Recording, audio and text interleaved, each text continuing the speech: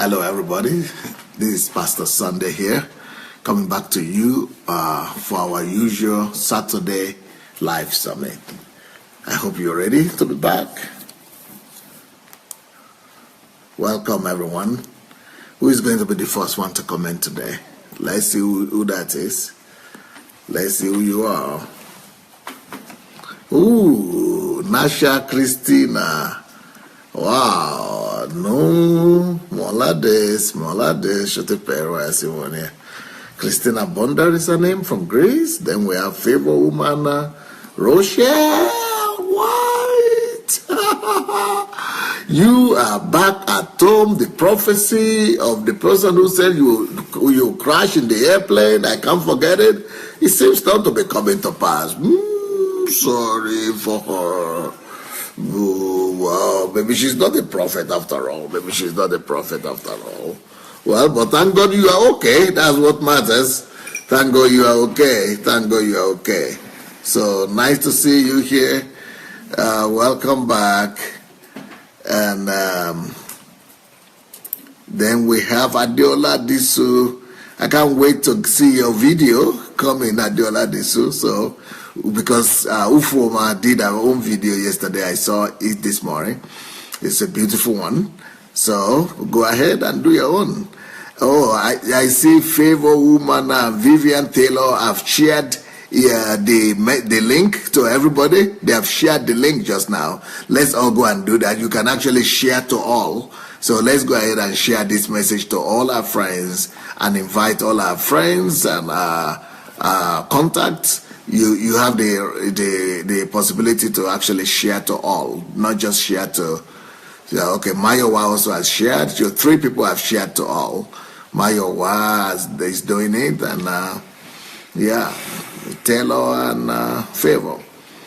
Okay, Benny Gift. Hi, Justin Mayo. How are you doing, Justin Mayo? Let us know how you are doing, so that we'll know if anybody actually contacted you or not. Okay. I hope somebody contacted you. Then we have Yemi Adeyemo, Lara Shomoye. We have Curtis Simpson. We have Phyllis Mick. We have Elizabeth Ali. Galina Kirishenka is here. Nick Kabaso is here. Wow, Nick has a wonderful story. This is the first time I'm seeing you here. Maybe you've been coming, but anyway, you just got to discover me not too long ago. So, well, welcome. Then we have Nkeshi Temple, Anastasia McDonald, Ngozi Oluikpe, Olani Yeni, Iyano is here. Ooh, girls, Iyano is here. Then we have Deborah Cole, Idowu Gideon, Dr. Bien Sufficient. Wow, ages. Wow, Dr. Bien Sufficient got a name addition. Dr. Bien Sufficient Jacob. At least she has a reason for it, because the Jacob is the name of her husband, so we can understand that. Uriyomi Jinad is here. Lolasho Ronke, Odafe Anigoro is here. Ekio is here. That's Pastor Solomon. Then you have Mofelola is here. Laulu is here. Jane Monsaka is here. Modupe Ajulo is here. Wow, there's so many. Okay, well, I think I'll just give up on that. Okay, please go ahead and share the message with your friends. Let's go and share the link. As soon as you share the link, we'll be ready to go. I don't know. I'm not sure of this thing. You remember? Can you? Okay, let's show them this book, please. Let me show the book. More this side and lower. Okay, lower a little bit more. Yeah. Do you remember this book? Do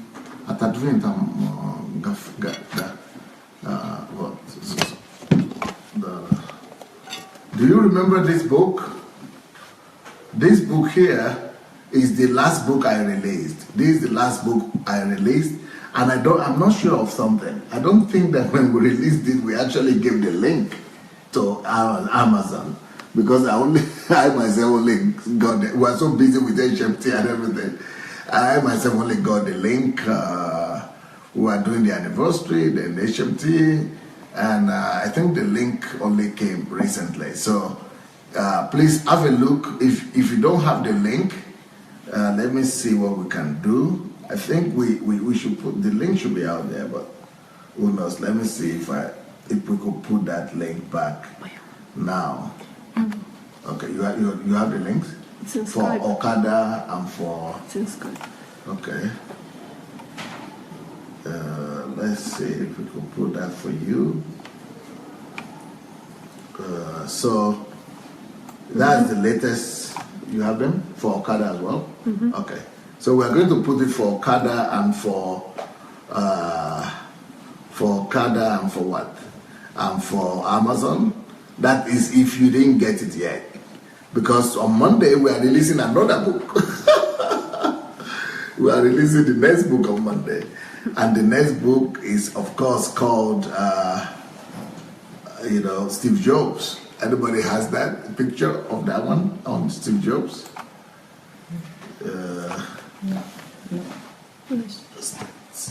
Steve Jobs. Yeah, that will come on Monday.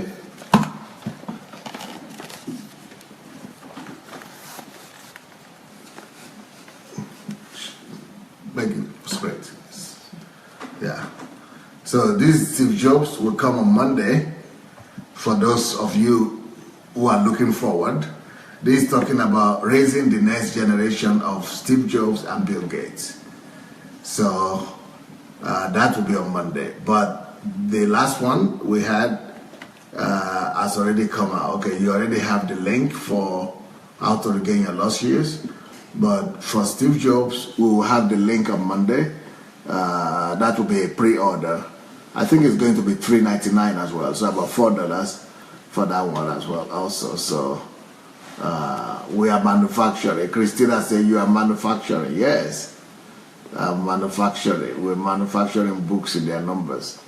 Can you touch it? It's just the page a little bit. Yeah, we are manufacturing. We're manufacturing books left and right.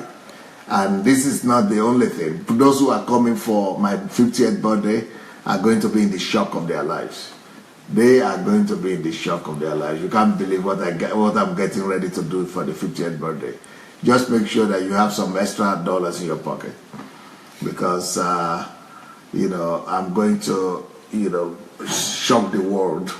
Maybe I'm going to be the only human being to have done that.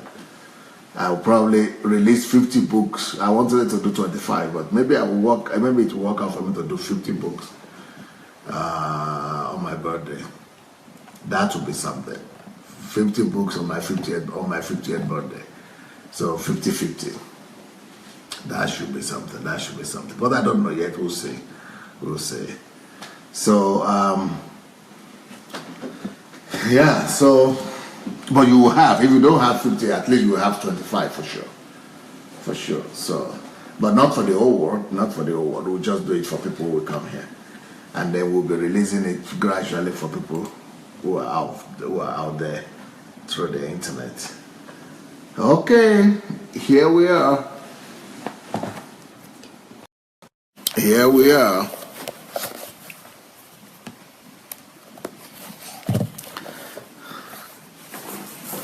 When is your birthday celebration, sir? When is my birthday? Well, if you don't know that by now, you might need to become more friendly with Mayowa. There is a lady that's called Mayowa. Maybe she's not been talking about that much. She's been talking more about her daily vlog than the birthday. So I think that's why you missed it. But she will talk about it today, I guess. My birthday is going to be from the 26th of May to the 28th of May. I was born 28th of May, but the celebration would have to be for 3 days because so many kind of categories and groups of people coming. So we've got to divide them into 3 separate groups. So some people will come on the 26th, some will come on the 27th, and some will come on the 28th. But it's going to be, some of us are going to be there every day. So, yep, that's when the birthday is. So if you needed to know that, you got information. And I will see if some of you are planning to come or not. If you don't even know, there's just no way to plan to come. But some know, some really know, only maybe not everybody, but some do know. Well, today is a special day because today is the last day of my series. The series that's almost killed you guys, I suppose. Today is my last day for this series. The series on thinking, on analytical thinking. The series on the art of thinking is the last day today. But it's not the last day, really.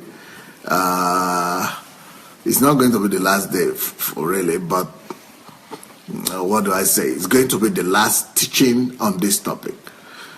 You know, what I've been giving you has actually been principles of thinking, principles of analytical thinking. That's what I've been giving you for the past 1 or 2 months. But we actually started by the general topic, with the general topic of the art of thinking.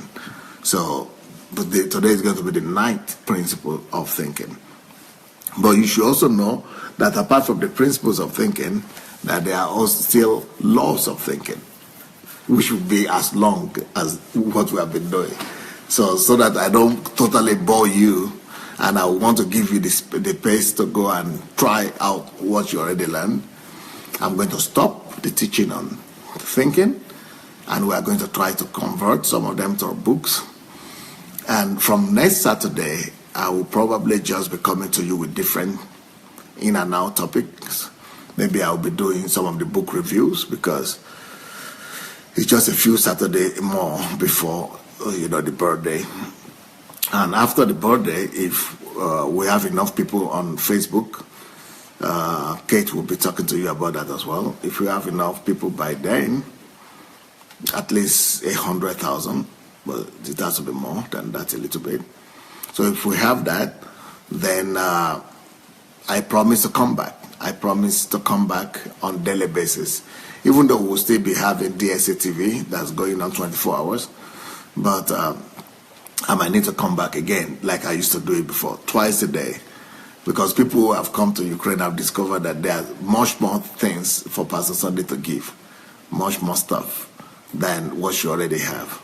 So what you already have really, frankly speaking, can you really believe it? If I'm to tell you the truth, I had an idea of the teachings I wanted to give. Do you know, can you believe it, that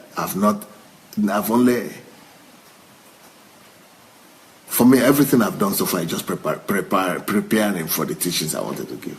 I've not really started. All the 500 messages. The only one I would say I did a good job on a little bit was the financial series. Then maybe work and time series. Those are the 2 I would say I've done. And then kingdom series. But all others are just like, I've not even got into the real, like I have like 500 topics and we've only done like 30. Mm-hmm. So if we are talking about 500, not teachings, but directions, what they got, 500 directions, different directions that we could go into. So we have only done 30 of those directions. So it means like I've not started really, because it's not even 10%, right? It's not even 1%. It's more than 1%, but it's not 10%. So you see, we still have a lot to cover. Okay, Oladi says he has been on the Kingdom series for a week now. Yep. Ben Oko is a what? I haven't managed to grab the 500. Yeah, the 500 are actually on. They're actually on YouTube. If you go to the YouTube and look for Sandey Adelaja official, you'll be able to see a playlist, and you'll see that over 500 messages are already there.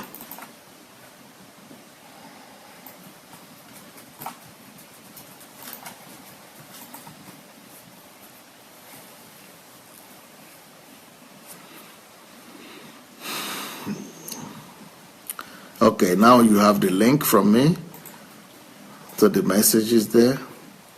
Okay, NS Ebong, I want to thank you for getting in touch with our sister, Justin Mayo in Germany.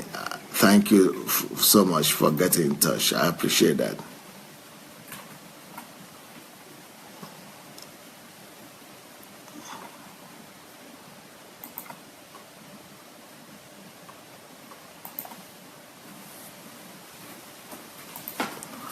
Okay, if you are ready for today's teaching, or you girls do prefer to talk now before I start the teaching? Okay. Let me invite the girls to tell you a few words before we start, because once I start, we take off. It's going to take a long time to come back.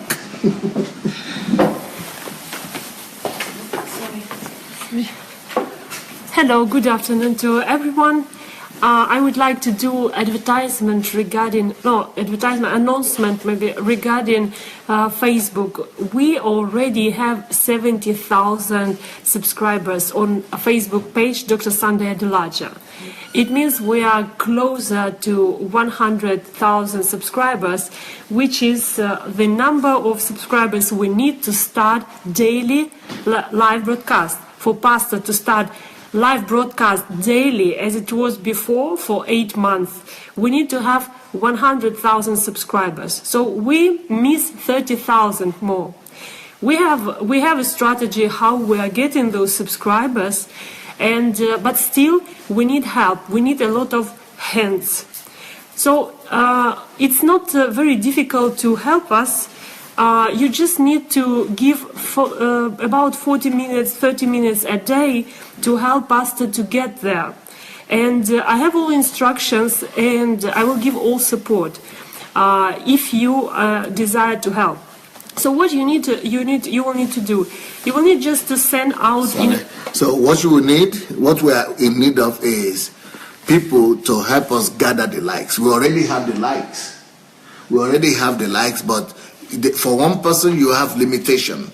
So maybe you cannot do more than 1,000 or 2,000 a day. So we need as many people, even though we already have over 100,000, but one person, if you do more than that, they block you. So we need as many people as possible who will be available just to gather. Just click, add. You know the way you add people to your friends? Yeah.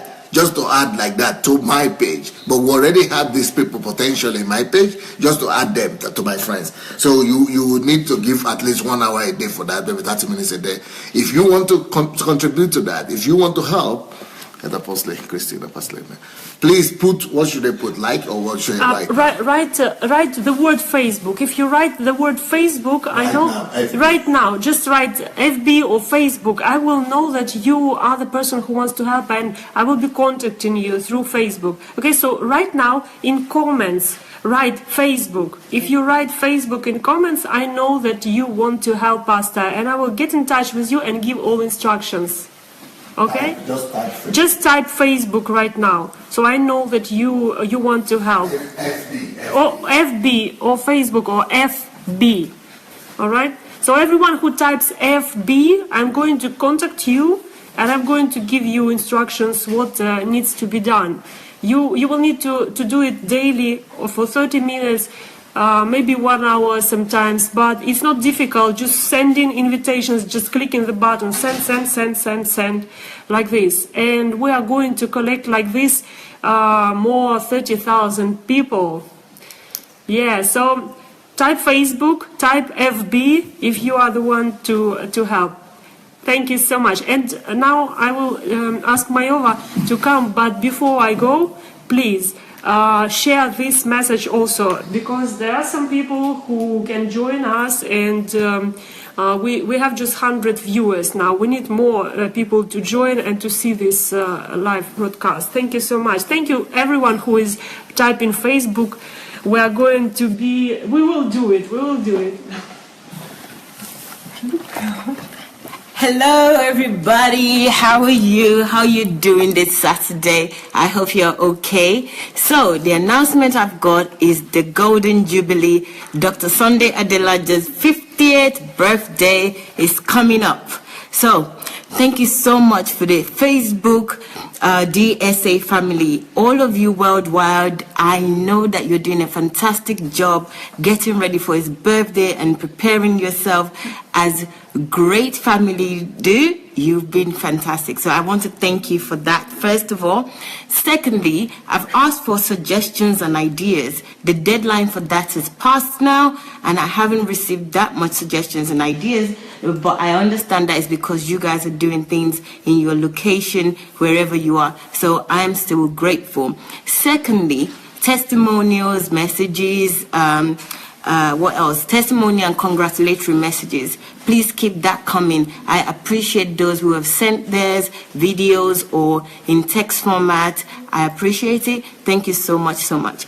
And then also, I want to thank those who are supporting us, they're helping us, DSA family worldwide that are helping with tasks or projects that we need to do in order to come to make this a great weekend.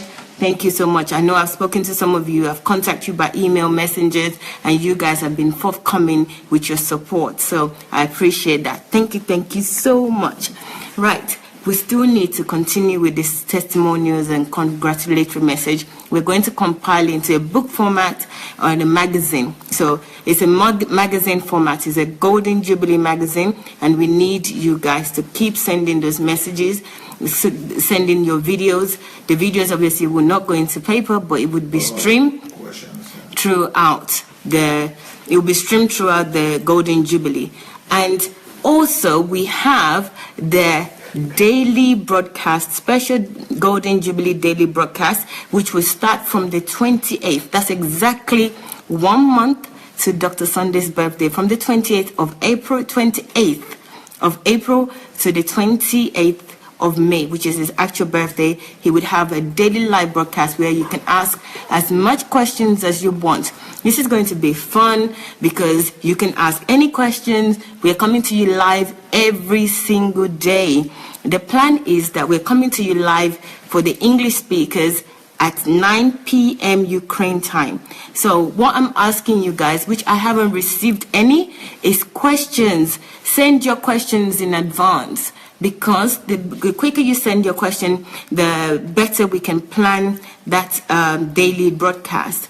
So send your questions, please, and send it to DSA50, that's DSAFIFTY, @gmail.com. So send your questions to me, please. The team are ready for you with the questions, so send it so that we can start this with great questions to ask Dr. Sandey. You know, in the last few weeks, we've been asking him so many questions, and he's been answering us 100%, and we've been having fun with this, and not just fun, we've been enlightened and developed in the way that he answers these questions. So don't forget, please. Send your question now, or start thinking about it and noting them down, and then maybe to have questions if they don't read along.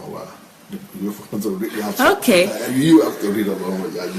Okay. You have the question. After that, you have a lot of questions. Okay, there's a suggestion here that you need to read his biography, which is titled Olorunwa. I'm actually going to read it too, because so that I can have questions to ask. So we need to read Olorunwa. That would help, because then you have a background information that you can follow up on in terms of asking detailed questions.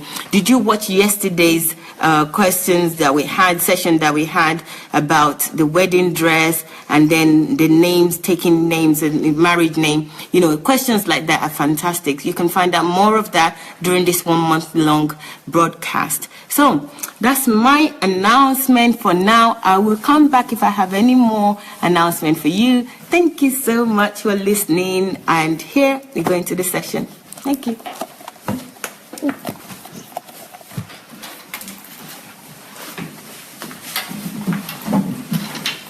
Okay, now we'll be ready to teach. Announcement and bureaucracies are over. Now we can go to some teaching. Now, you remember we started this journey by talking about the principles of thinking, the principles of analytical thinking. There are 9 of them, 9 principles of thinking, 9 of them, 9 principles of analytical thinking. So many of you said you'd never heard about that before, but now, by now, you should have known a lot by now. So what are those principles? Let me remind you of them. The first principle that we went through, is all reasoning has a purpose. All reasoning has a purpose. So all thinking must have a purpose. Then the second point we went through is all reasoning or all thinking is an attempt to figure out something. So it's called to answer some questions. All thinking is an attempt to answer some questions. That's number 2. Number 3 principle of thinking is all thinking is based on one assumption or the other. Or all thinking is based on some assumptions. So that's the number 3 principle of thinking that we went through. Number 4 principle of thinking that we went through is all reasoning is done from a certain point of view or viewpoint. That all thinking has a certain viewpoint, or is done from a certain viewpoint. Then number 5 principle that we looked at is that all reasoning is supposed to be based, or all reasoning must be based on some information or data and evidence. So all reasoning must be based on some information, data, and evidence. Then we spoke about all reasoning being based or expressed by concepts and ideas. All reasoning should be expressed by concepts and ideas.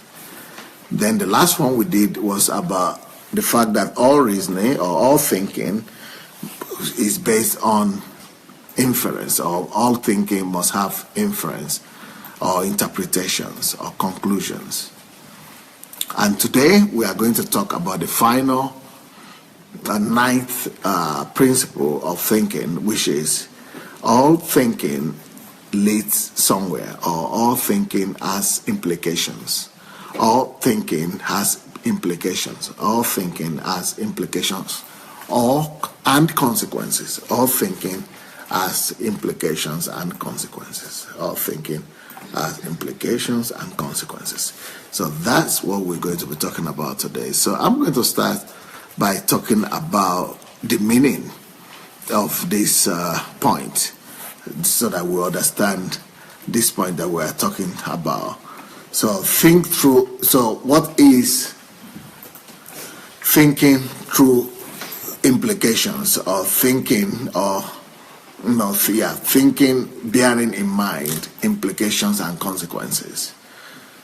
All thinking has implications and consequences. What do we mean by this? This is talking about the fact that implications are claims. First of all, let's give you the definition and meaning of implications. Implications are claims or truths that logically follow from other claims or truth. Or implications are what come out as a result of some thinking or some analysis or some reasoning. So if you are thinking on some truth, the thinking you are engaged in will lead to some implications. If you are deliberating on some claims or assumptions or ideas or concepts, that process that you have engaged yourself in, the process of thinking, will lead to one implication or the other. Now, I said it leads to implication and consequences. I think it is important here for you people to know that there is a slight difference between implications and consequences. I, like many other people, never even knew that there is a difference between implication and consequences. We all use, and general public use, those two words interchangeably. We talk about implications, we talk about consequences, and those things we just look at them as synonyms, which is true. To some extent, they look like synonyms. But since we are talking about thinking, and I want to explain to you the difference. And do you want to tell us the difference? We have a small Einstein here among us. I'm curious to hear. I'm listening to some of the difference. So I thought I should just run it by our Einstein. We have Tammy, who is our Einstein here, is a brain man. Maybe he could tell us, but he said he's waiting for me to say it. Okay, so there is actually a little bit of difference between implications and consequences. When it comes to thinking, whatever you are doing in your mind, but not in actions, you can only have implications. So thinking only leads to implications, not to consequences. It will eventually lead to consequences, but that is later. But it will, act of thinking or reasoning or all kinds of things like claims, truth, concepts or things like that, they will lead you to implications. But consequences are what follows after your actions, after you have engaged in one action or the other. Because thinking is not action yet. So thinking attracts implications, while actions attract consequences. I don't know if that is clear enough. No? People are saying, It's so simple. For example, you are thinking bad about your mother. And we know the implication that led to your example last time. Mm-hmm. That is, I'm talking to Kate right now. She says she doesn't know the difference between implication. My explanation is not clear enough for her. So when you're thinking bad about your mom and your anybody, then you begin to have anger, or you begin to have some attitude towards her. So that thinking that you have engaged in is having consequences. It's having implications. So what you have, whatever your thinking has led you to is called implications. For example, let's say you are thinking about pornography, or whatever you are thinking about, but that leads you to implications. But when you actually go and do something bad, let's say you go and slap somebody, then you have consequences. So implication is what you get as a result of thinking and engaging inside you about something. Like Jesus said, if you look at a woman in your eyes or in your heart to do adultery with her, that you committed adultery. So, but that is implication right there, because it makes you unholy and all that. But consequences is when you actually go and do it. You got the difference now? Okay, so what leads to but you don't. This is not for general public. This is just for you, because everybody will still use them interchangeably anyway. So consequences come as a result of actions. Implications come as a result of thought process. But people use them, like I said, interchangeably. But just for you to know the difference, could help you. So Yes, Ewa Adeniji is got it right here. She says, thinking attracts implications, yes, while actions attract consequences. Yes, you got it. So, so implications are connected to your thoughts, whether you see those implications or you don't see those implications. Sometimes we see implications, we don't see implications. So, because implications are not always visible, sometimes we neglect them. We have the tendency to think that nothing happened. But if the reason why I'm teaching about it right now, what I think you should know about it, is because if you are a thinker, if you think deeply, and if you are a critical thinker, then you should know that even though you don't see the implications, but there are always implications, because they are not always immediate, and they are not always visible, and they are not always coming to announce themselves. You might not even know, you might not be able to trace the connection between what you were thinking and the result you got, the implications that came sometimes.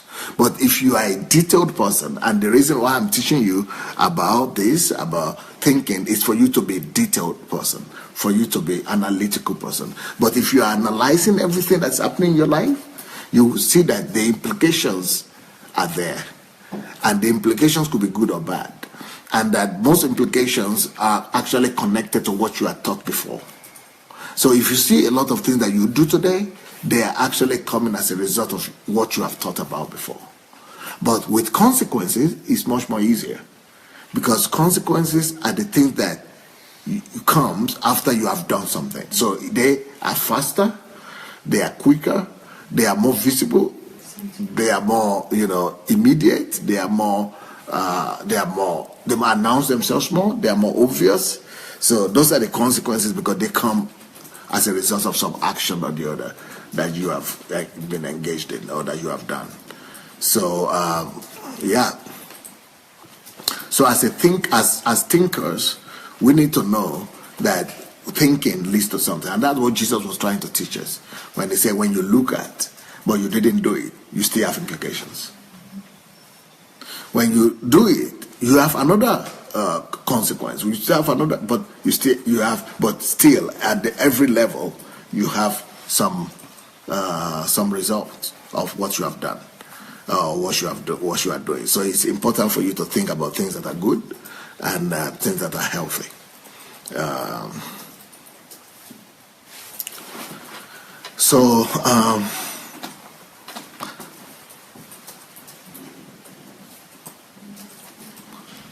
The reason why this will be good for us is because if you know that all thinking has implications, then you will probably think ahead before you do anything. And before you even think anything, it will help you to be able to guide your mind, control your thoughts, and to create your separate world for your thoughts. To create, to create a prison for your thoughts, to create some restraints. There was time I gave a teaching in the last HMT about restraints. So, if you know about implications, then you want to put restraints in your mind. Those restraints will help you from, what you did. I saw your Kate's broadcast when she spoke about our mind is like brothel. So for our minds not to become that brothel that she was talking about, we need to know that thinking don't just come and go. That when they come with implications. So because there are implications, then you can easily understand why, that's why I must put the restraint and the protection around my mind. But when you actually go and do it, then you have consequences. So let's think about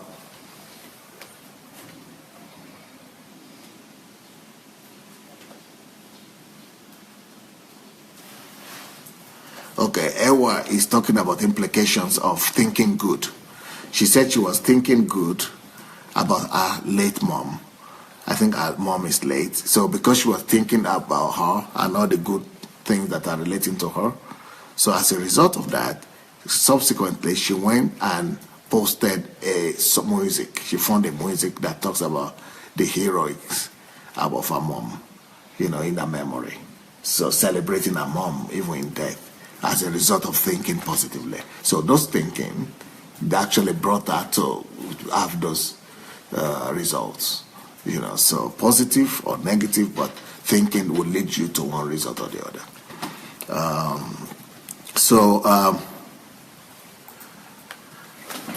Now, let me give you, how do you, because TY just wrote, how do you do that? Now, let me give you how you do that. I'm going to give you some ideas on how to apply this principle that we're talking about. So how do you do that? How do you apply this principle that we're talking about? First of all, whenever you are thinking or you're about to think about anything, stop and first of all trace the possible implications of those thoughts. Especially for women. When you are a woman and somebody is treating you very nicely at work, very kind to you and giving you flowers and giving you all that, and you begin to think about that, you tell me what the what the implications will be. You fall in love. You fall in love with the person, you're in trouble. There is one lady in my house right now. I just saw her behaving funny. I said, what's wrong with you? She said, oh, Pastor, I'm in love. I said, how can you be in love? You are in love with who? She said, I can tell you. Somebody here in the house. I said, I thought you are busy working here in this house. How do you have time? I said, when did that happen? She said, nobody knows. But, I think they meet with the guy. A guy somewhere working here as well. And so I said, does the guy know? He said, no. The guy doesn't know anything. No, he doesn't know. I said, so why are you thinking like that? So do you see him as your future husband? She said, no. I said, why? She said, because he's too young for her. She's older than her. So then why are you in love? How come? She said, well, because I saw him so kind and so nice and I'm thinking about it. And so I lost it. You see, that's what happens. That's what happens. Even though the guy doesn't even know anything at all, and he didn't even do anything specially for her or what. He was just living his own life. And this girl started thinking. It's like a clock. Every second. So she started thinking. Every thinking has consequence. All thinking has a consequence. So if that's what you are thinking about, you will do it. And, like myself, I stopped watching movies. You know why I stopped watching movies? I'm talking of not documentary movies. I'm talking of general movies like films. I stopped watching since I was 24. And the reason is because when I watch movies, I used to be okay when I was watching it. But once it's over, I begin to remember some funny... I begin to remember some emotional part of it, some emotions and things like that. And those thinkings, I thought they were not dangerous. You wait. Especially when I was a single guy. I was a single guy living alone by myself in a 3-bedroom apartment with a car and an office car with a driver and everything. And each time I watch these things, every temptation I thought I had overcome used to come back. They used to return just by me thinking. My mom told me that. Your mom told you that? Okay. Your mom has experience. That's why. Everything I thought God had delivered me from. And I used to fast and pray. And then I traced it. I used to fast and pray that God should deliver me from lust, from this and that, from all these emotional attachments. I pray and fast. Then all the fasting and prayer just disappear after I watch a movie. I just need to watch one movie. And all that person I pray and 30 days or 20 days, all of them just like I didn't do anything. Everything comes back afresh. Then I discovered that, wait a minute. When I fast and pray, and I still watch this thing, even though I'm fasting and praying, it doesn't go anywhere.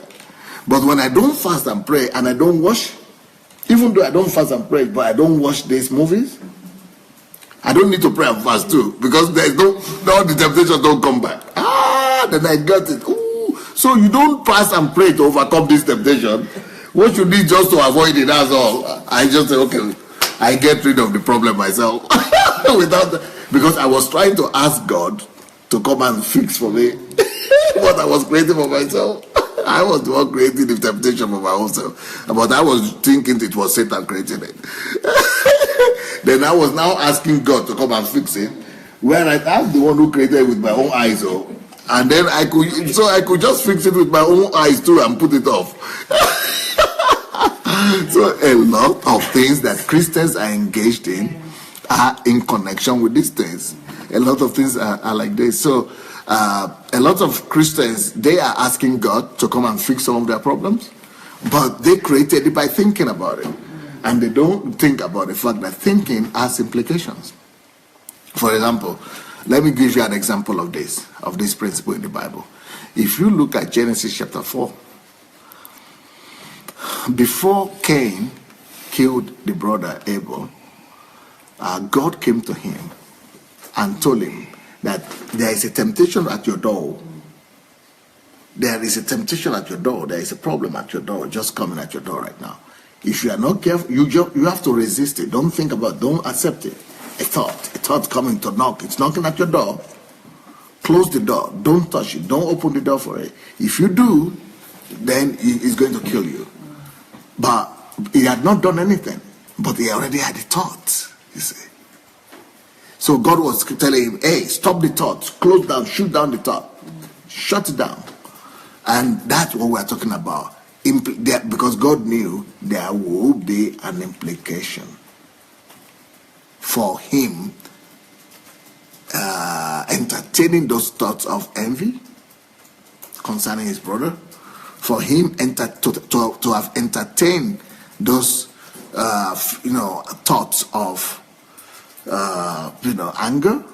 So those thoughts that were going on in his mind, they were going to lead to some consequence or the other. I mean, you know about the consequence. I mean, you know about the implications. They are going to lead to implication or the other. So they led to an implication. Then the implication they led to is that he actually went and committed murder. And then the murder led to consequence of him being cursed. So because the implication is the possible things or the thing that whatever you are doing might not be immediately visible, but it has, whatever you are thinking might not be immediately visible, but it will definitely have implication, like in the case of Cain.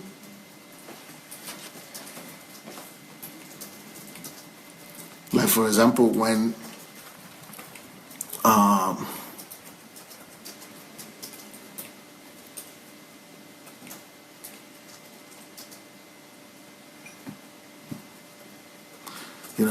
there were a lot of problems in this regard in the book of Kings and Samuel. There was this king Esau or Saul. Is it Esau or Saul? Saul, that was about to kill, that wanted to kill David. He was always having thoughts, and those thoughts were always putting him in problem. The king Esau, or was it Saul? Saul. So he was throwing arrow at David. Why? Because he was afraid. He was thinking in his mind that this guy will take my place because he killed Goliath. Then he was, having thought of his kingdom being overthrown, so he started chasing him away in the caves and all things like that. So consequences of thoughts. I mean, it's not consequences, what they call it. Implications of his thoughts that led to bad actions. And those actions led to consequences. King Saul, right? King Saul. Then then if you look at the case with the Jacob and his Isaac and his wife. It was his wife Rebecca. Isaac and his wife, or Rachel, right? Rachel. So Isaac and Rachel was pregnant, right, with those two twins, and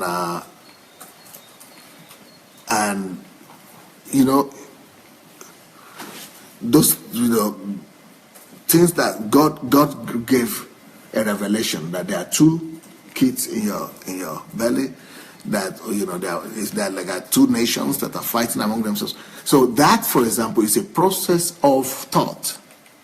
I don't think she was, because she was thinking, okay, the hairy one is going to be as the servant of the other one. So she came up with some thoughts in her mind that, okay, one is going to be greater than the other. Okay, the one is going to be greater is the one that will be mine. I'm going to set it up. And she put all that thought, all those things were in thoughts in her mind, But it led to a big problem. And that led to even nations, the consequences of those things she did. Because then she told Jacob to go and deceive the father, and then to go and put the food, to deceive both the father and the brother. And so it led to actions. Is it Isaac and Rebecca? Did I say Rachel? Is Rebecca, right? Rebecca, Isaac and Rebecca. So Rachel is whose wife? Rachel is the wife of, I thought Rachel was the wife of Isaac. It was Rebecca. Rebecca is the wife of Isaac. And Rachel is whose wife? Jacob? Jacob, is it Jacob's wife? Rachel? Yeah. Rachel is Jacob's wife. Yeah, that's true. She's the one that is not so beautiful, right? Yeah. Then they have to get the sister also. Yeah, that's Rachel. That's Rachel. But Rebecca is the wife of Isaac, yeah. So I'm talking about Isaac and Rebecca. So,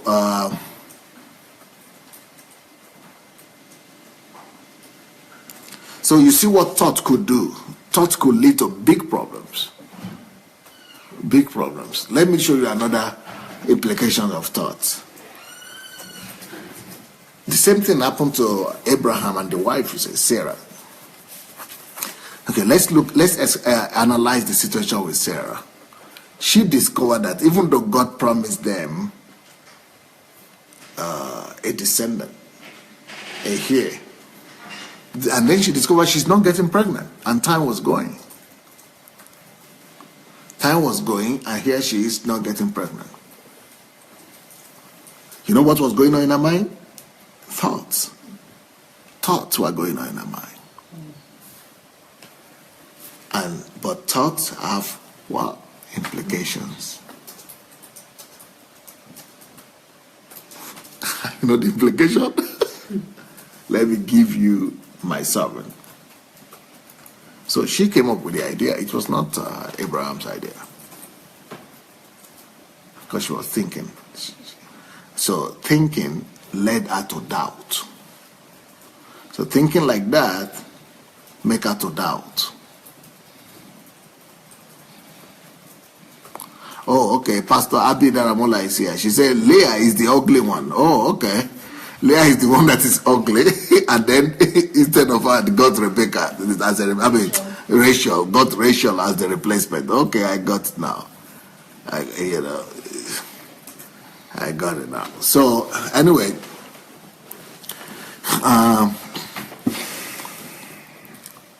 so you see, Sarah started doubting God because of what she was thinking about.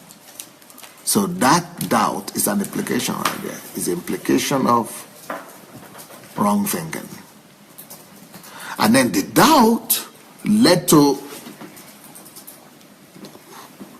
crooked ideas. She came up with ideas that were evil. And then she acted on those ideas. And got her husband to to get Ishmael. Do we call it Ismail or Ishmael? Ishmael. And that Ishmael is a big problem now because all the Muslims are coming from there. So just from somebody's thinking, just from Sarah thinking funny, that led to implications, and that led to consequences, and we're still reaping the results. If up to now, our whole world is divided just because somebody was not taking the thoughts serious and not thinking that thoughts could have big consequences like this. Same with Judas. Same with Judas. Because he was with the money. And so he thought, because thoughts come to all of us. And he thought he could just get rid of Jesus. And now, that led to the killing of the Son of God. And he had to commit suicide and all that. So a lot of bad things happen when people, don't know that there are consequences. I mean, there are, whatever implications to their thinking. But you see, Satan also wanted to use the same principle to capture Jesus, if you remember. Elizabeth Ali said, what we are doing right now is act of thinking. Yeah, I'm practicing, doing the practical art of thinking with you. I just left my note and I'm just trying to think together with you to get some practical example of what we're talking about. Because when Jesus came out of the fast, 40 days fast, he was not talking with anybody. Those things that, the temptations of Jesus that we know about, those 4 temptations of Jesus, normally we think that Satan came to talk to him. No, it was in the thoughts. So when he was feeling hungry, thoughts were coming to his mind, suggestions, ideas. That, okay, since you are hungry, why don't you just, but there are stones here, why don't you just make some bread out of the stones? But in his thinking process, in his thoughts, he was able to overcome it. So it didn't lead to a negative action that could have led to a very bad consequence. Then, because he was on the mountain, because you had to come back from the mountain to the ground, so he could see the wealth of the nation and imagine in his mind the wealth of the whole world. So that's Satan making him to pay attention to that and trying to engage his mind with negative thoughts or with evil thoughts or temptative thoughts that could have led him to compromise his calling. And that consequence would have been very bad.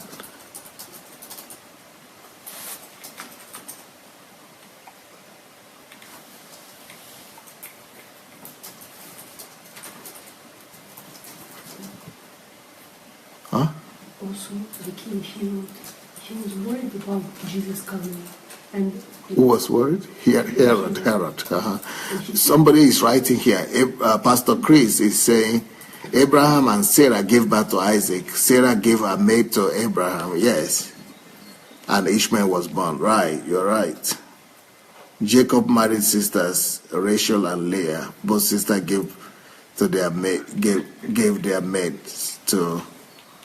Yep, that's true. Both of them gave their maids to Jacob. Yeah, so there are a lot of things that could come out of just ordinary thoughts. And those things are what we call implications. You are talking about? King Herod. King Herod. He was afraid of... King Herod also conceived a thought of fear, being afraid of Jesus or somebody coming to take away his throne.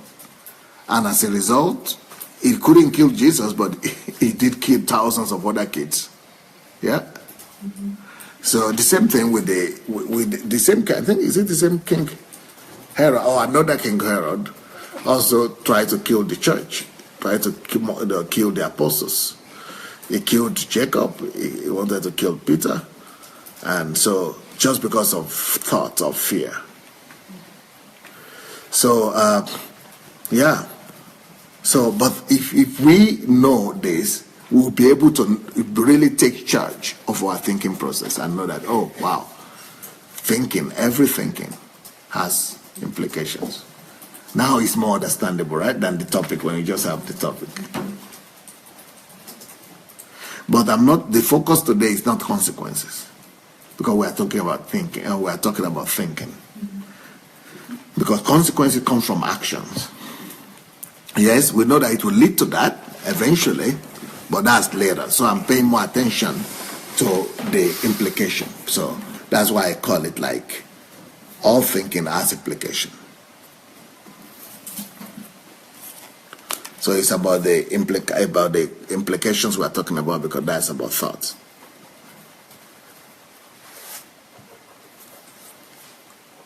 Iyano is saying, wow, then I need to watch my thoughts more.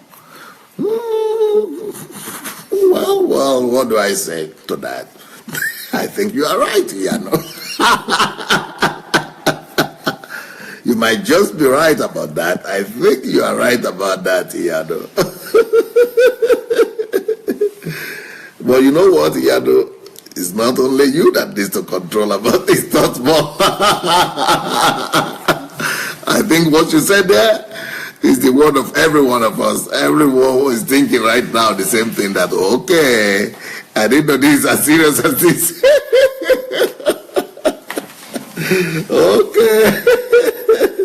Okay, I've got to begin to control my thoughts more.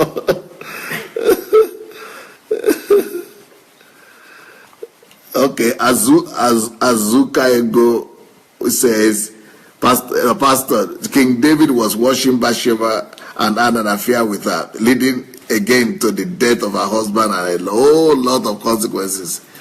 Well, you are very right, Azuka Ego. You are very right, because, she was just looking, and then thoughts began to take over. Ooh. And that led to consequences. That led to implications, isn't it?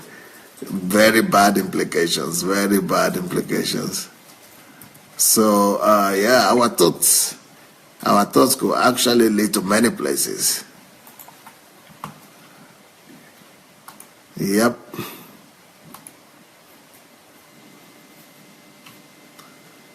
Ewa Adeniji is saying that everybody should go and share this message, because this message is so important. I think so. I think we should all go and share it. So please look below the video. You should be able to see a share button in your device. So please, let's go and share this, please. Let's go and share this this message. Edwin says, Pastor, this teaching is explosive. I wish we could broadcast it live to all Nigerians. Let's go and share the message, actually.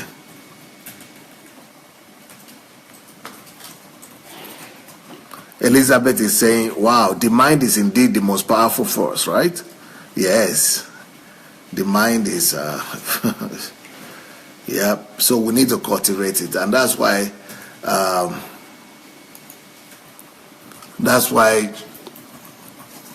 Proverbs was telling us that more than anything else, you should guide your mind. You should protect your heart. That's talking about your mind, actually, your thinking process. Christina is saying that, even when people were building the Tower of Babylon, that this is probably the same principle that happened. So it came to somebody's mind.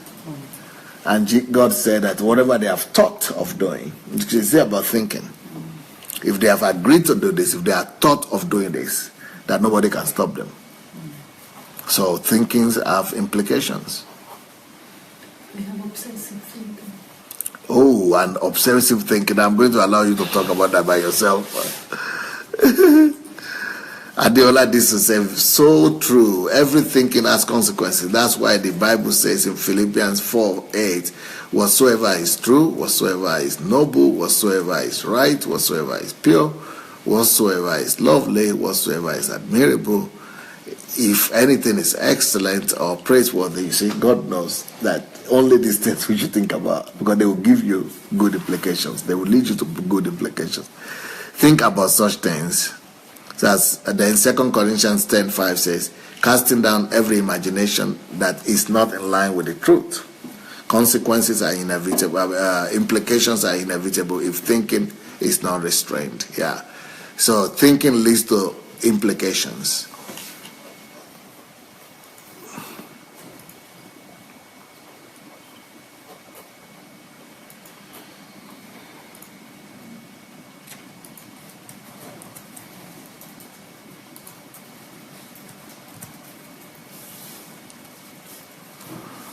Elizabeth Ali say, oh my God, DSA, when I listen to you explain the word of God, I realize I know nothing about the Bible, only religion.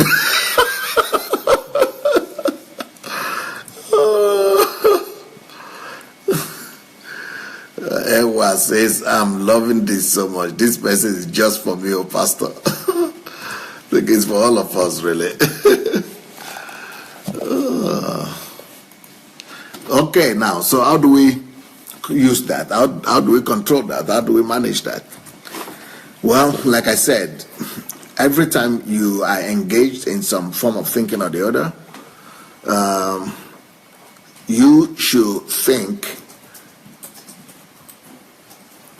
about, you should try to trace. You have to do a mental tracing. Mental tracing. Try to navigate in your mind and use your foresight to see where could this logically lead to. What could be the end result of this kind of thinking? This kind of thinking, where could it land? What are the, the connections, the thinking process that could be connected to this, and then what are the actions that it could lead to? Because thinkings lead to actions.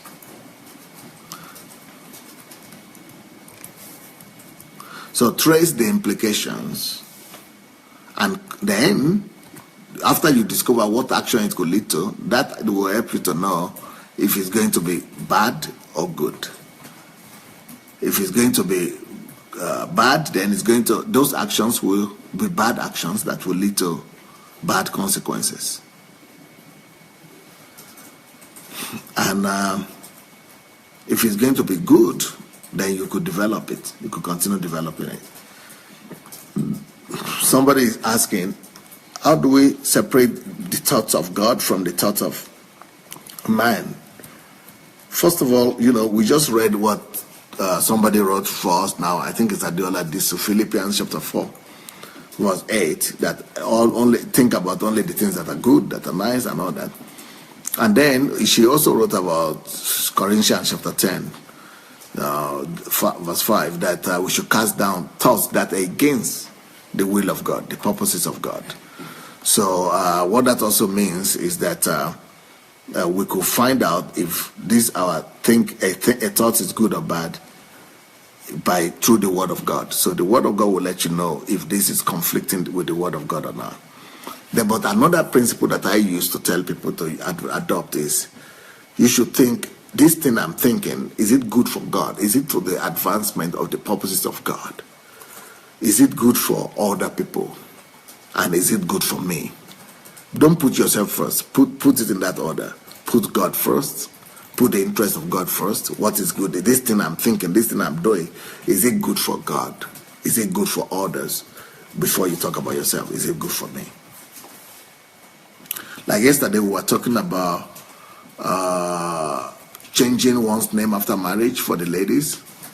And somebody was talking about the fact that I never even thought that my decision, to change my name after marrying my husband could have bad consequence to my relatives. Why? Because we're only thinking about ourselves. Then she said, I think it was Kate, she said, actually, as a matter of fact, she is the last person that is carrying the surname, the name of her father line.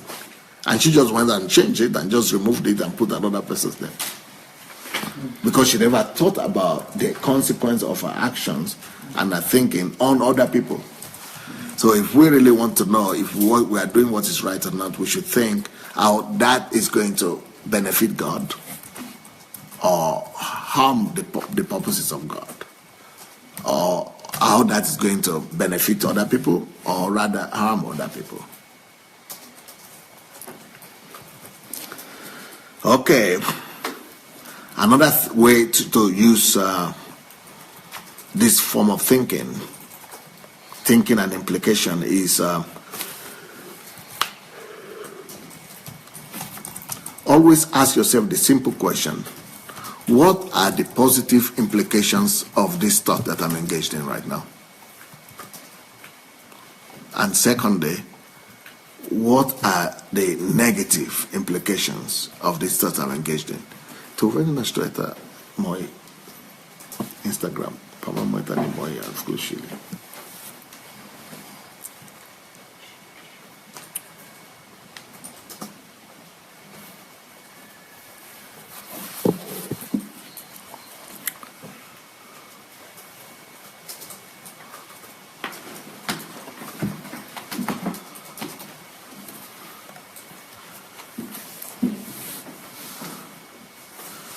So the next thing you want to do, of course, is that you want to,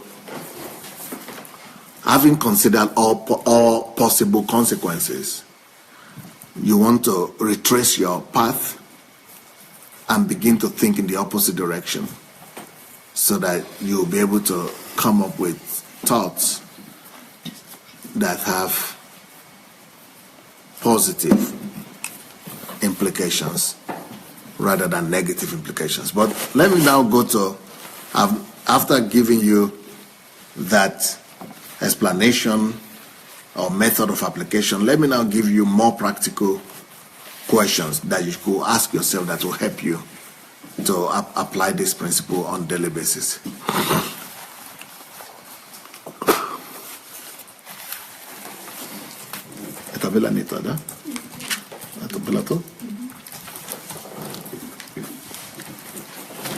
So let me ask you some questions, or you could write down these questions that will help you. Number one, if I decide, ask yourself, if you decide to do so and so thing,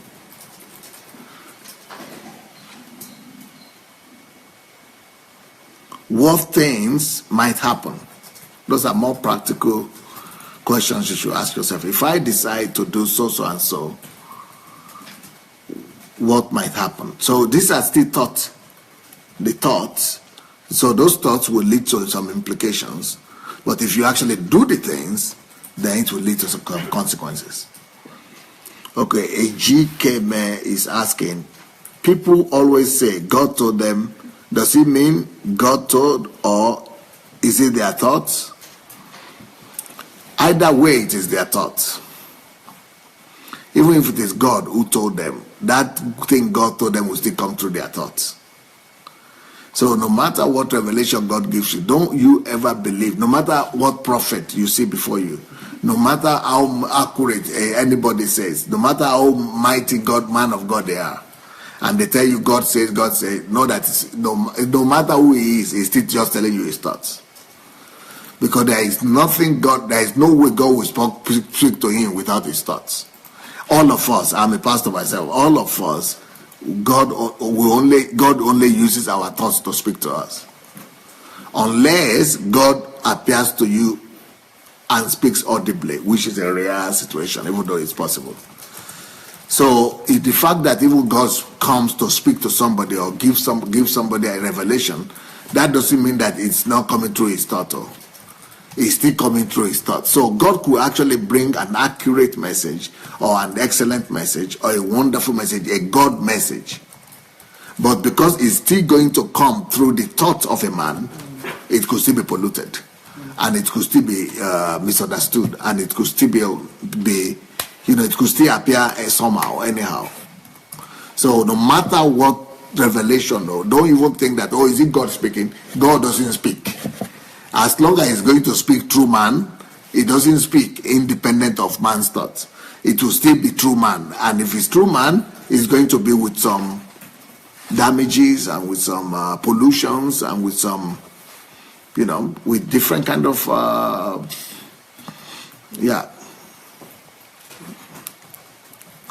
So the man factor will always be there, even if it's God that is talking through a man. So that's why you should never go ahead and put your life on some prophet's thoughts or on some men of God that they are going to be giving you some revelation or the other. Any revelation they give you will still come from their mind, from what they know. So they will be limited. So they will be limited or enhanced by their own developments as well.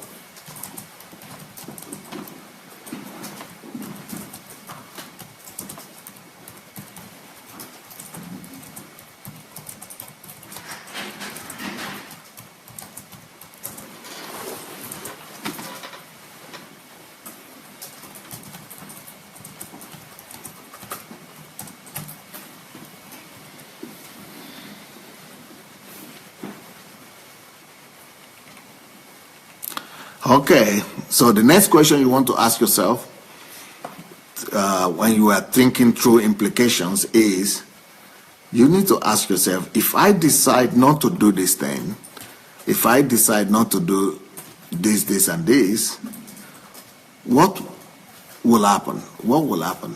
What will be the implications and consequences? So learn to think things through. Right through to the implications, and then don't stop at the implications.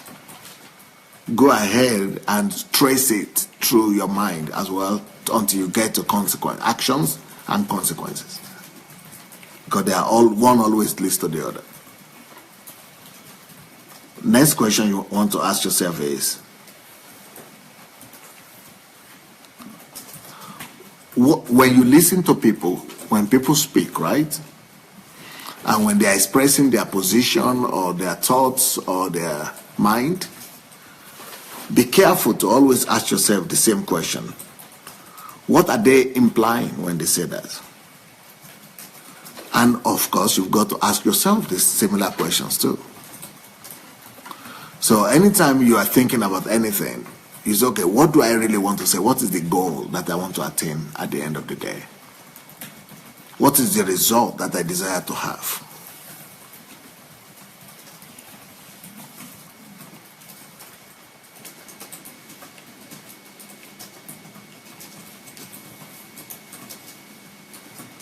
Next point.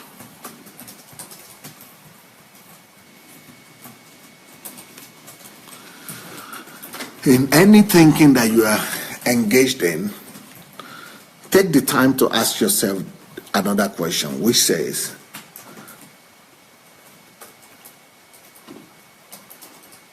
what is likely to happen if I decide to do this as against this? So do comparison.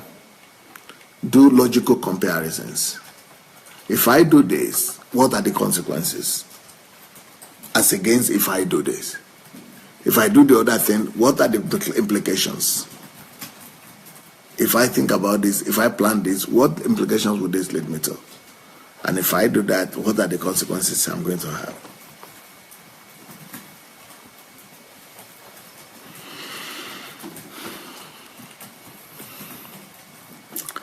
When you listen to someone, another question you want to have in mind is to always ask yourself, to always ask other people that you listen to, give them the benefit of a doubt to clarify themselves. So one of the questions you might want to ask people is, excuse me, what are you implying by that? What do you mean by that? What are you trying to say? What are you referring to? What are you implying by that? So let them explain to you. And when they explain something to you, make sure that their explanation leads to some implications or consequences. Don't let them just stop at explanation. Some people just explain things to you, but they never ever get to implications of those things they're explaining to you. They never tell you the implications, and they never tell you the consequences. So you have to be targeting consequences when people talk to you about anything, and you must be targeting implications. Those must be your target. Those must be the things that you are actually, after. That's the information you want to hear. Next point.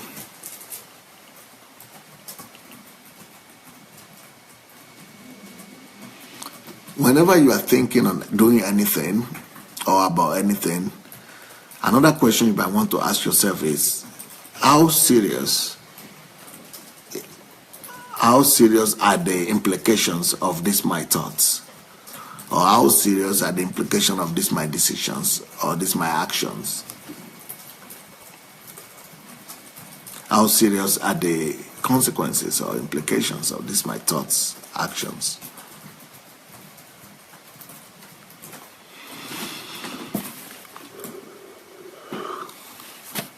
How significant are they to me? The consequences, the implications, how significant are they to other people, to God? That's another question. How significant are the consequences or implications of this action or these thoughts on me, on other people, on God?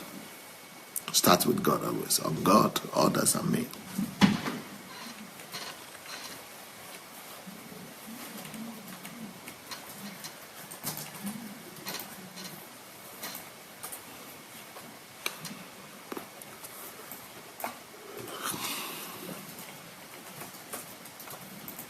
For example, if somebody tells you an information like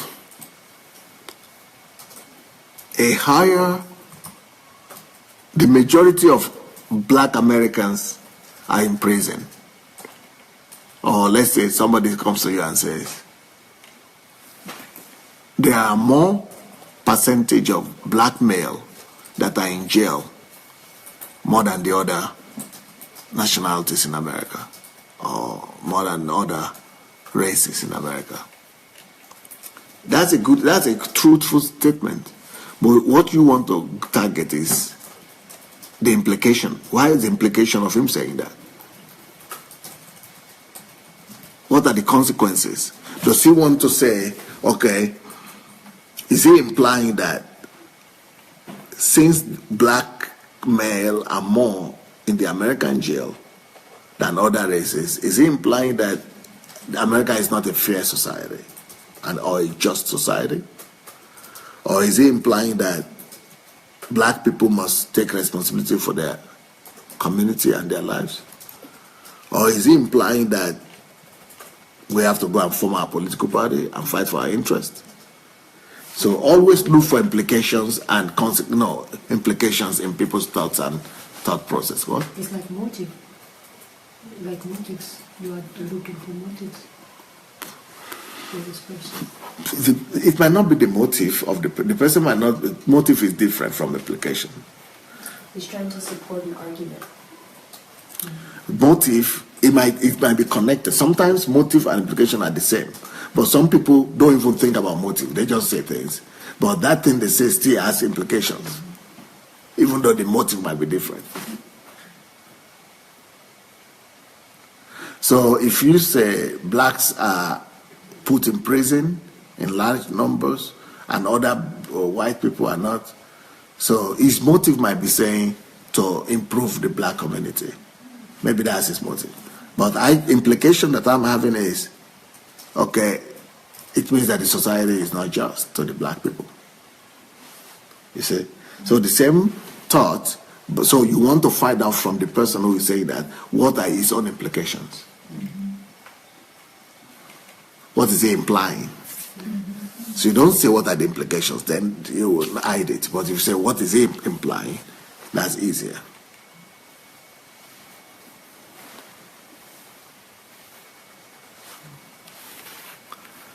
Yeah, someone said DSA is teaching us the power of constructive thinking. Yep, I hope it helps.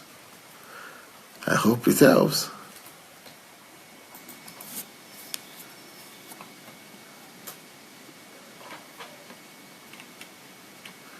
Okay, Pastor Abi is saying, does implication initiate a motive? It could be that way, but it could be vice versa as well. The motive could, most of the time, the motive actually initiates implications. But sometimes also the implication could initiate a motive. But I want to hear you girls, you ladies, what are you thinking about this teaching about implication, consequences, and thinking and all that today? Please come, let's hear your thoughts.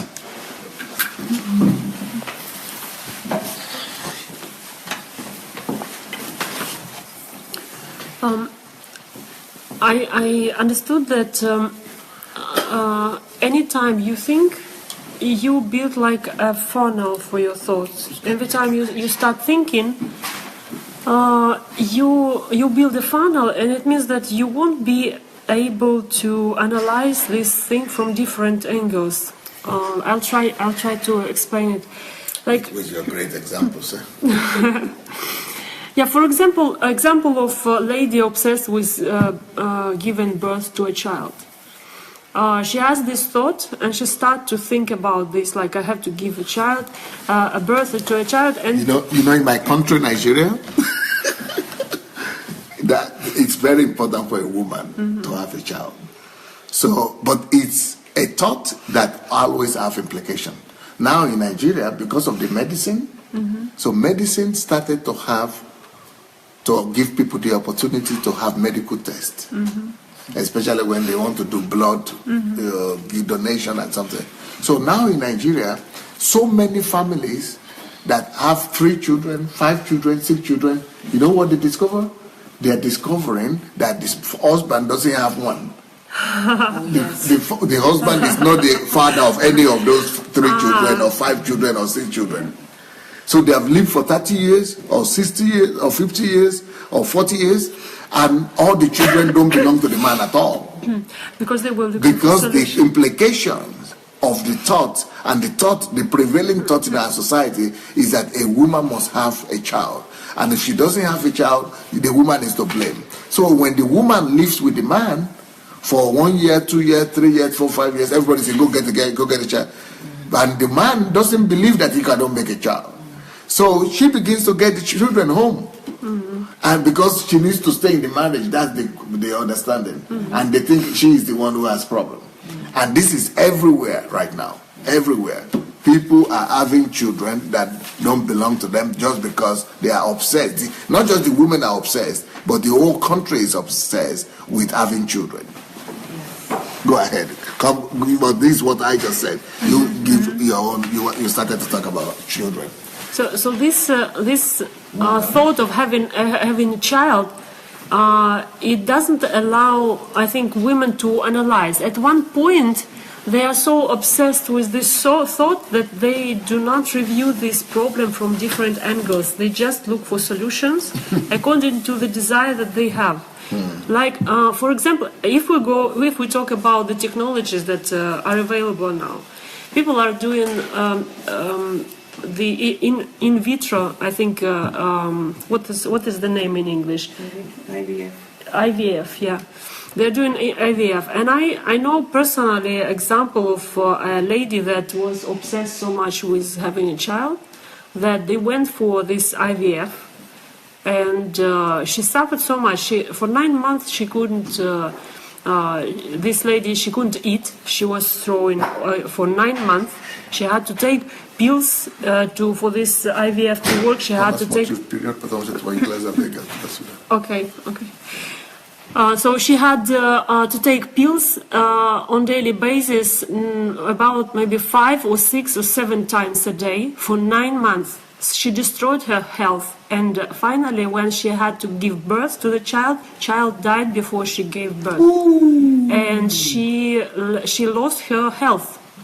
Wow. She lost her health and lost the child too. And lost the child and lost opportunity to have children at all in the future. So this is a result of her or family a result of a family being obsessed with this idea. They were not, I think, like how I can see it, I think that the idea of having child brought them to find a solution. So they found solution, and they were not able to analyze the situation. They were not able to analyze the implications of going through this IVF. And they could do a research, find out what are the percentages of people who have children as a result of IVF, and how many people lose children and lose health. Because when they go to these clinics, what is presented to them is albums of happy families who have children, not albums of destroyed families and health. And as an example of Sarah, she was also obsessed with having child, and the implications, as we discussed, were also not very good. So I think this is the thoughts about having child is very often, and it is a good example of being not able to control thoughts. Now, I have a question, Pastor. Mm-hmm. If someone has identified himself to be in this situation already, if someone is obsessed with a thought, okay. Now he understands. If person is able to trace thoughts, yes. Now the lady, for example, understands that she is obsessed with having child. Right. What she should do now? Okay. Is that your final? You come back if you need to add anything? Okay. So if you realize that you already obsessed with a thought, or you are already having a thought that could lead to bad consequences, because, for example, the woman. This is not one case or two cases. In fact, last month, I read in Nigerian newspaper that one man killed the wife because he discovered that all his 6 children, none of them is his. Mm-hmm. Then, 3 months ago in England, there was a TV program, I think it's a show program, it's a TV show, where a Nigerian father, I think a son, it was shown everywhere, everybody was talking about it, that this man came to the television to find out, is he my father or not? Mm-hmm. Is he my son? I think the children, maybe one was in Nigeria, the father was Nigerian, he was here also. Then they did a medical test on live television, live program in England. And they discovered that, okay, it was a reality show, yeah. Okay, they call it Jeremy Kyle. Yeah, Jeremy Kyle. Okay, Jeremy Kyle show, yeah. Everybody saw it, went all over the world. And the old man, 60-year-old, I think, was crying because the result came that the only son, I think, is not the father, it's not the father, it's not the son. Not biological son. Not biological son. And then, it became a big DNA test, confirmed it, that it was not his son. But it became a big thing. And the man was weeping. And the boy also was frustrated. Personally, I wouldn't have, what I don't like about that, is he my father or is not my father, is that I don't believe in the fact that a man that trained you up to be 30 years old, you are 30 years old or 40 years old, he trained you all from when you came from the hospital. He gave you everything you have right now. I wouldn't bother. He trained me, I don't care. But he's my father as long as he trained me. But in Nigeria, this is like a craze. It's like about blood. What is blood? If you put your value system in that child, if you train that child in the right way and put your value system and give your whole life to that child, that is you are the father. It is not who slept with the woman that is the father. It is who gave life to the child that is the father. So I know a lot of families whereby a father had brought up the son, and then he goes and say, oh, I want to find my real father, or even mother. Some people say, I want to look for my own mother. But your mother was not here for you. Your mother didn't make you anything. And then you now deny the man that contributed everything to your life, or the woman that raised you up and gave you everything. You now want to walk out on him and look for somebody that was lost, that was never there in your life. I want to say that I have the same situation. I have the same situation. Because in my own, my name that you know right now, Adelaja, Sandey, Adelaja. That's not my father's name. That Adelaja is the surname of my mother. Not the surname of my father. Not the surname of my father. I don't even know the surname of my father. And everybody is asking, do you want to know? Do you look for him? I don't care to look for him. I don't care. I'm not interested. The person who invested his life in me, the family who raised me up, put everything in me, they are the ones who are my father. So I'm not interested in all the DNA test. I'm not interested. The person who was there for me is my father. Now, to answer your question.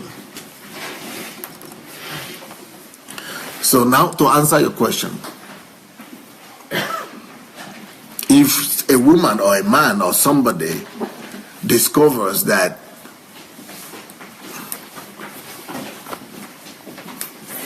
is obsessed with a thought already, or is already having some thoughts that could have negative consequences, so what does he do?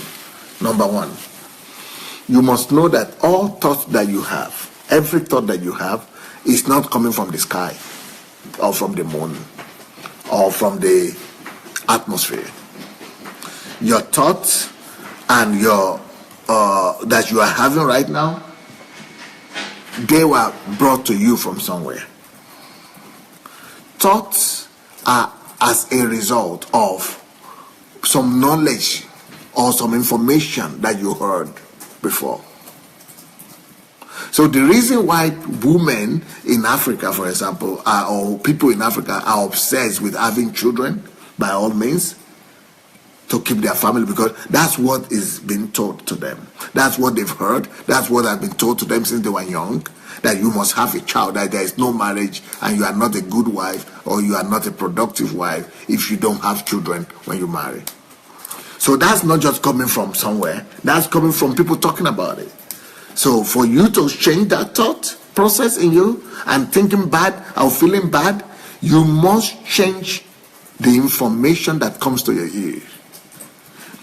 You must be able to block those information, at least, and begin to expose your ears and yourself to other form of information where people are celebrating women without children, where other women without children are achieving the best they could become, where women without children are better than women with children.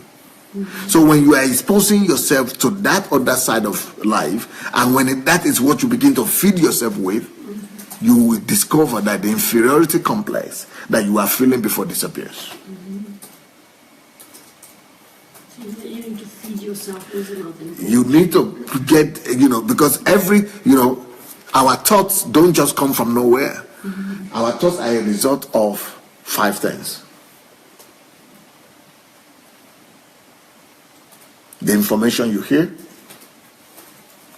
the things you see, the 5 senses, the 5 organs of senses. The things you see, the things you smell, the things you touch, the things you taste. So all these things, especially what you hear and what you see and what you touch. Just like I said about why did I stop watching movies? Because I hear, they create in me something that I couldn't fight with. I don't know if you get that. Yes, I do. You wanted to continue? You have friends. Obi Ojimadu said, there are fathers and there are donors. The man who gave you life is your father, is not your father. The man who gave you life is your father, biological or not. So the man who trained you in life, who gave you real life, is your father, either it's biological or not. The man who gave you biological life is a donor, it's not your father. That's what she said. That's what Toby is saying. Olufemi Abiodun says, wow, Pastor, I can't believe what I just heard from you. Seriously? I don't know what you just heard. I've said a lot of things now. Tell me what you mean. What is it that you just heard? I don't know what you are referring to.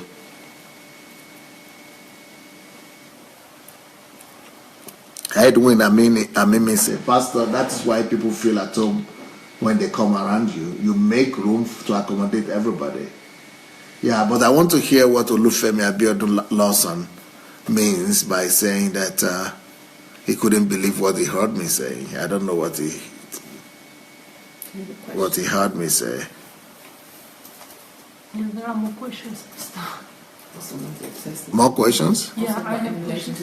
Oh, what is it they say? I can't say. You read it out. Then Oko says, could you be obsessed with the desire for success? What are the implications? Is that a good thought? Should that be regarded as a good thought to hold on to? Okay, if you are obsessed by the desire for success, you could end up, being like the Anambra boys. I've learned not to say Igbo boys anymore because they said, mainly the Anambra boys are like that. And the Anambra, when you are obsessed by success, by all means, you are in trouble. Because if you are obsessed by success, then any way goes, any means goes of making that success. That is why those boys are carrying drugs. The reason they are carrying, of course, not every Anambra boy, but many of them do that. The reason why they are carrying drugs is because they are obsessed by success, and their community and their environment want them to bring success, to be successful by all means. So they use any means possible to be successful. So it could be very bad if you are obsessed by success. But at the same time, it could also be good. But you shouldn't be obsessed by the success. You should be obsessed by your goal rather than by success. So if your goal is to glorify God and the kingdom of God, if you are doing it for God, then success is good. If you want to, or if you also want to use that success to do good to others, that success might be good. But if it's just about success itself, then it's going to lead you to something bad. You must have a goal that is bigger than the success. You must have a goal as well that is bigger than you. So once the goal is bigger than you and bigger than your success, then then it's going to help you. Yeah, your goal is always going to correct you. I have another question. No, you said other questions are there? Yeah, What's yours? Why she's looking for? The question is, there are a lot of thoughts that are coming all the time. Are we able to control all of them? Oh yeah. And how I already said when I spoke about restraints. The power of restraint. You are determined for yourself 3 or 4 or 5 sphere area where you only intentionally think about. That will already remove 70% or 80% of the wrong thoughts, because you discipline yourself to only think about these things. But there will still be, uncontrollable thoughts sometimes, but you have already sieved out a large bunch, but you don't intentionally. That's already a good thing. You intentionally don't think about what you don't want to think about. You already know what you want to think about intentionally. All of that will be coming, but you are not stopping on them. So that's a big one. But the biggest way is for you to find out where the source of the wrong information are coming from. Those 5 sources.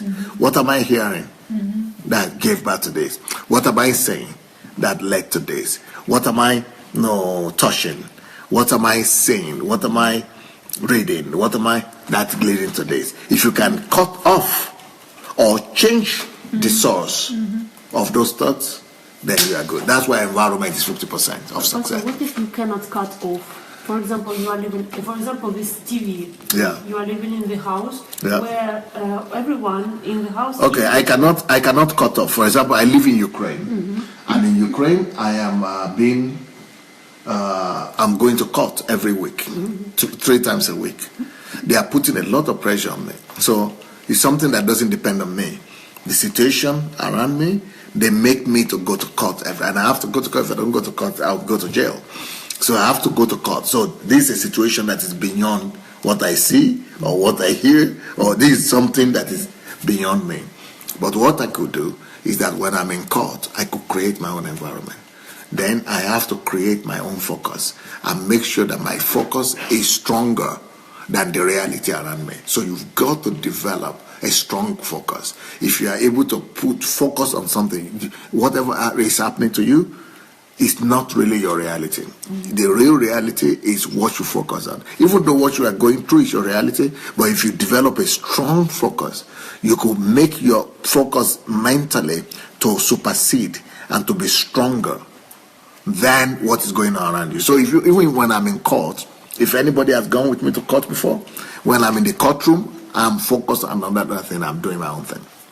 For example, I've been in Ukraine for 8 years, not traveling out.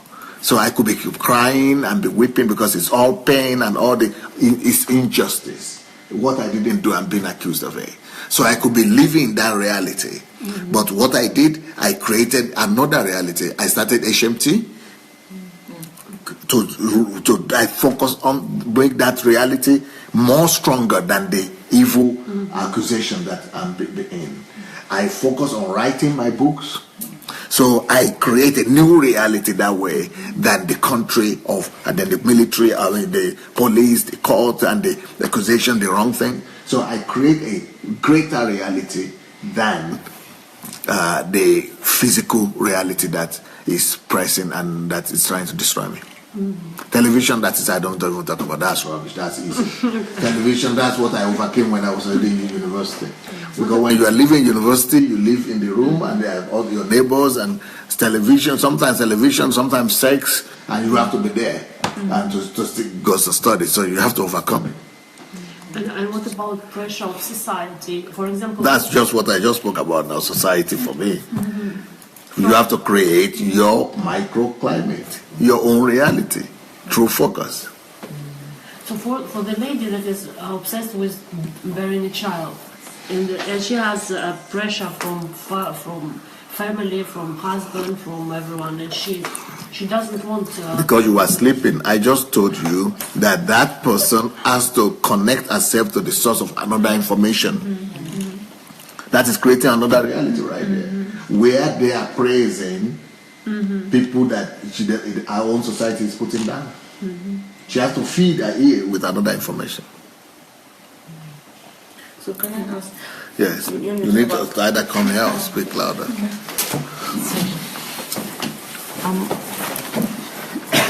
Good afternoon, everybody. I wanted to ask Pastor whether the thoughts and the source of our thoughts, can we liken that to influence, as we talked about yesterday?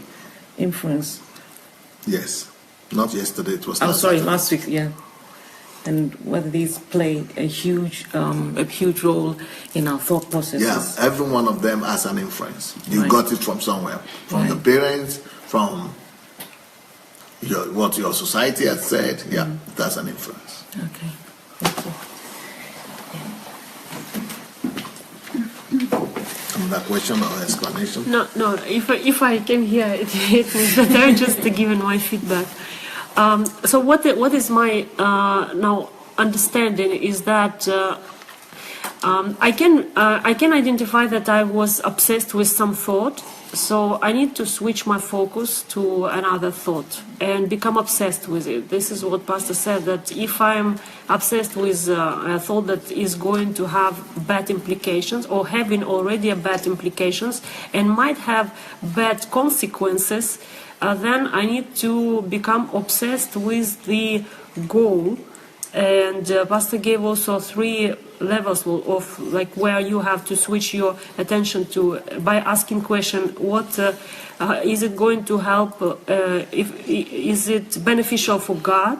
If it's beneficial for other people, and then the last is if it's beneficial for me. So I have to switch myself to goal and become obsessed with this. This is what I understand. Yep. To become obsessed with another But goal. the source of information that is the opposite, that is giving you what you need, that is leading you where you want to go. Yeah, so to become obsessed with the thing that is leading me to the place where I Now want to you got be. it, yes. I have to be feeding myself with the information, change the source of information, Yes. and feed myself until the moment when I become obsessed Obsessed with the this. new information which will lead me to where I'm going. Just like we are swimming. Yeah, so this is... Before you are swimming against the current. Now you just lie. It carries you. So it means that my life is predictable, and it depends on what the information that I will put in my Inside head. yourself. And I need to ensure that I'm getting obsessed with this. Yes, that information you have to first of all make sure it's taking you to where you want to go to your goals. Then when you are obsessed with it, then it just carries you as if you are swimming. It's just like the water, it's just floating on the water.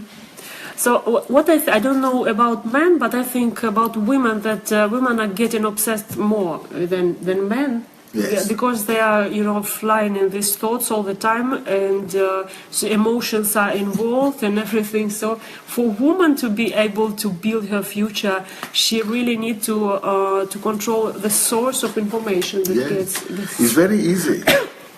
If she gets the right information and she's connected to the right information and wrapped herself, it's easier for her to get obsessed with it. So it means that if I build a system for myself and I ensure that every day I get a specific information from specific source all the time, then I can protect myself from being obsessed with other things. Yes, that's why for women it's easier for women to be faithful in marriage than men.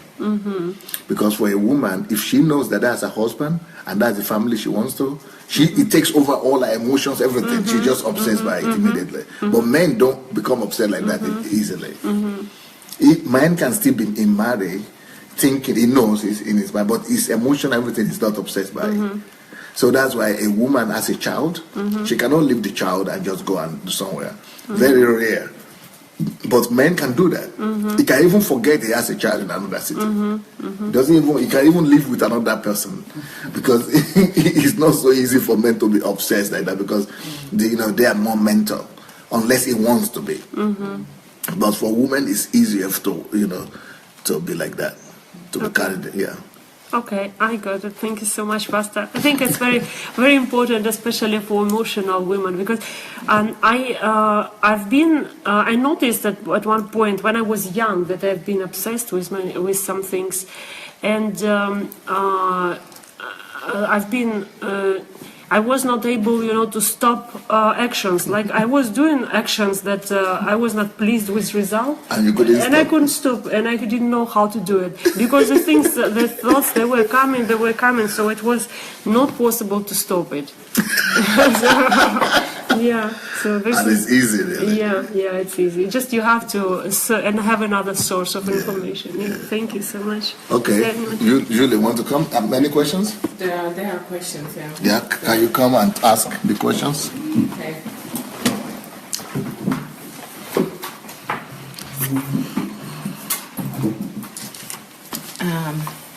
So one question that was asked. Yes. One question that was asked was, sir, is the word of knowledge then a fallacy? Why a fallacy? I don't know. That was just the No, question. word of knowledge is not a fallacy. Word of knowledge, for example, I get word of knowledge or prophecy or word of wisdom that, for example, somebody is having a headache here. But I get it that you have headache, but I might not be able to describe what concretely is the reason for that headache, or what is the source of that headache. So I could just say headache, but meanwhile you are having hemorrhage. So God is showing me something in the head. So it's still, for example, sometimes I see that somebody is having something in the stomach, but because I didn't read medicine and I don't know the anatomy of man, I said, oh, you have something in the kidney. But that was not kidney, that was over pancreas or something like that, pancreatitis. You understand? Yeah. So it has the tendency to, for example, you might be having something in your leg, like a fracture. Then I say, oh, somebody has a broken leg. It's similar, but so it still depends. If I know the difference between broken and fracture, I might be able to say. You understand? I have one example. Okay, please. She has one example. About maybe 5 years ago, my mom was diagnosed to have some sickness with eyes, where people get blind after this Glaucoma. Glaucoma. Glaucoma. Yeah. No, not cataract, glaucoma. You see, that's a different. There is cataract, there is glaucoma. They're different. After glaucoma, people are getting blind. And they say it cannot be healed. Maybe not 5 years ago, maybe even 6 years ago. So she was doing 3 diagnostics at that time, whatever they could do, and all of them they were confirmed that there is glaucoma. And just in one consultation, she was told that she doesn't have anything there, and this was most authoritative source of information. Like the 3 other were not right and were not correct. My mother became obsessed so much with this idea that she has the wrong diagnosis. She started feeling that she is not seen very good. She started living with this. She was so much depressed. She was crying, so much. Just she started having symptoms. And she started having symptoms. Now, when technology evolved, she went to do a diagnosis, and they say, you're not even close to having something like this. And she did few diagnoses. They say, you don't have anything like this. And she was struggling, crying, looking for money to do, operations and everything because of this information. So the source... she changed the sort of, she had another source of information. There was another diagnosis which is more authoritative, saying that she doesn't have anything, but she stick to the one that was more emotional. Yeah. Yeah. So to build on that, someone asked, so a better informed mind may be more accurate in word of knowledge or in prophecy. Yes. Instead of prophecy, or both? Both. Okay. So people who that's why, for example, I'm sorry to say, but there has been some. When you look at the category of men of God in some churches in Nigeria, and it's just most of the men of God that are having chaos and havoc. All these denominations doing just religious. They have a lot of followerships, but a lot of them are illiterate themselves. They are uninformed men. And when all this crowd of illiterate people are following them, they're the ones doing the crazy stuff. But the ones who are more educated, who are more enlightened, sometimes they behave better. But there are some educated people who are just having education in paper, but not in their head. But the ones who really have real education in their head, they behave. Their members also behave more decently. But yeah. Any other question? Yes. Theophilus is asking: if a woman adopts a child, is it advisable to tell the child she adopted that she adopted them, because of the possible, consequences that it will have, that the relationship made? Yeah, but that could be okay. But maybe I would not do that immediately. I would probably do that only after the child is matured enough to know the difference, that there is really no difference that you are adopted or not, that you are a child. So I would rather treat him like a child of ours all the time until he's already, settled and he cannot be threatened. Because if he gets to, you put that thought in him from the beginning, he might not even have the time to assimilate the fact that you are the parents. That's what I think.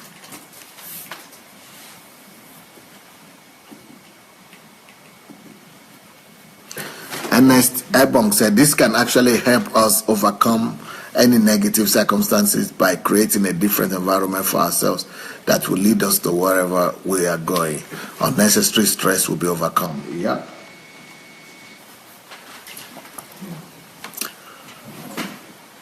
Curtis says, headaches, for example, are stress-related based on physics. Yep. Theophilus says, DSA, you are a brain box, or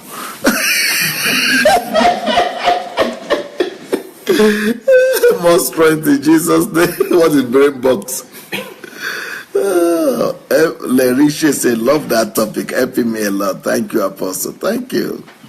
T.Y. is a young girl this year hung herself because her boyfriend dumped her. Men rarely do this, and so other things. So women are easily obsessive. Yeah. Joseph Oyewole, we are so grateful for this uncommon wisdom, they say. T.Y. say, women must really guide their mind because we are too emotional, right? Edwin says, Pastor, I got so much from you that delivered me from religious trends. Thank you, sir. Ben Oko, thank you, DSA. There is a difference between thinking and living to be successful and living for goals. Goals, I guess, should be in line with purpose. You got it. You got it now. TY says, yes, with this teaching, life is predictable. Elizabeth says, thank you, Kate. It's really not easy for women, huh?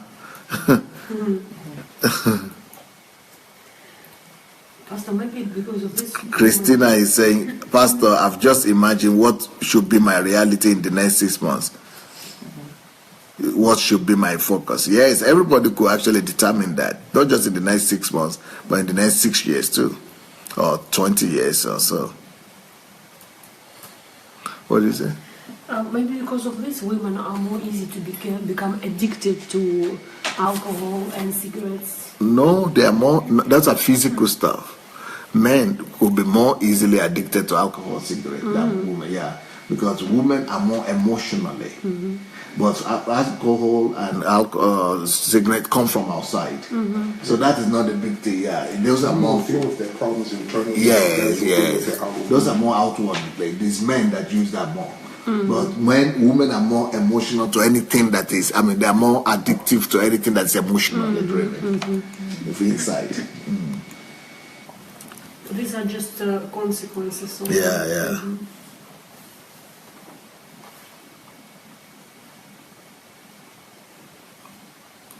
Nick Cabasso says, using the method of creating your own environment, the thought pattern, you can overcome anything you are going through. Right. Create your own reality. Elizabeth says, be obsessed with your purpose. That's the key. Yes.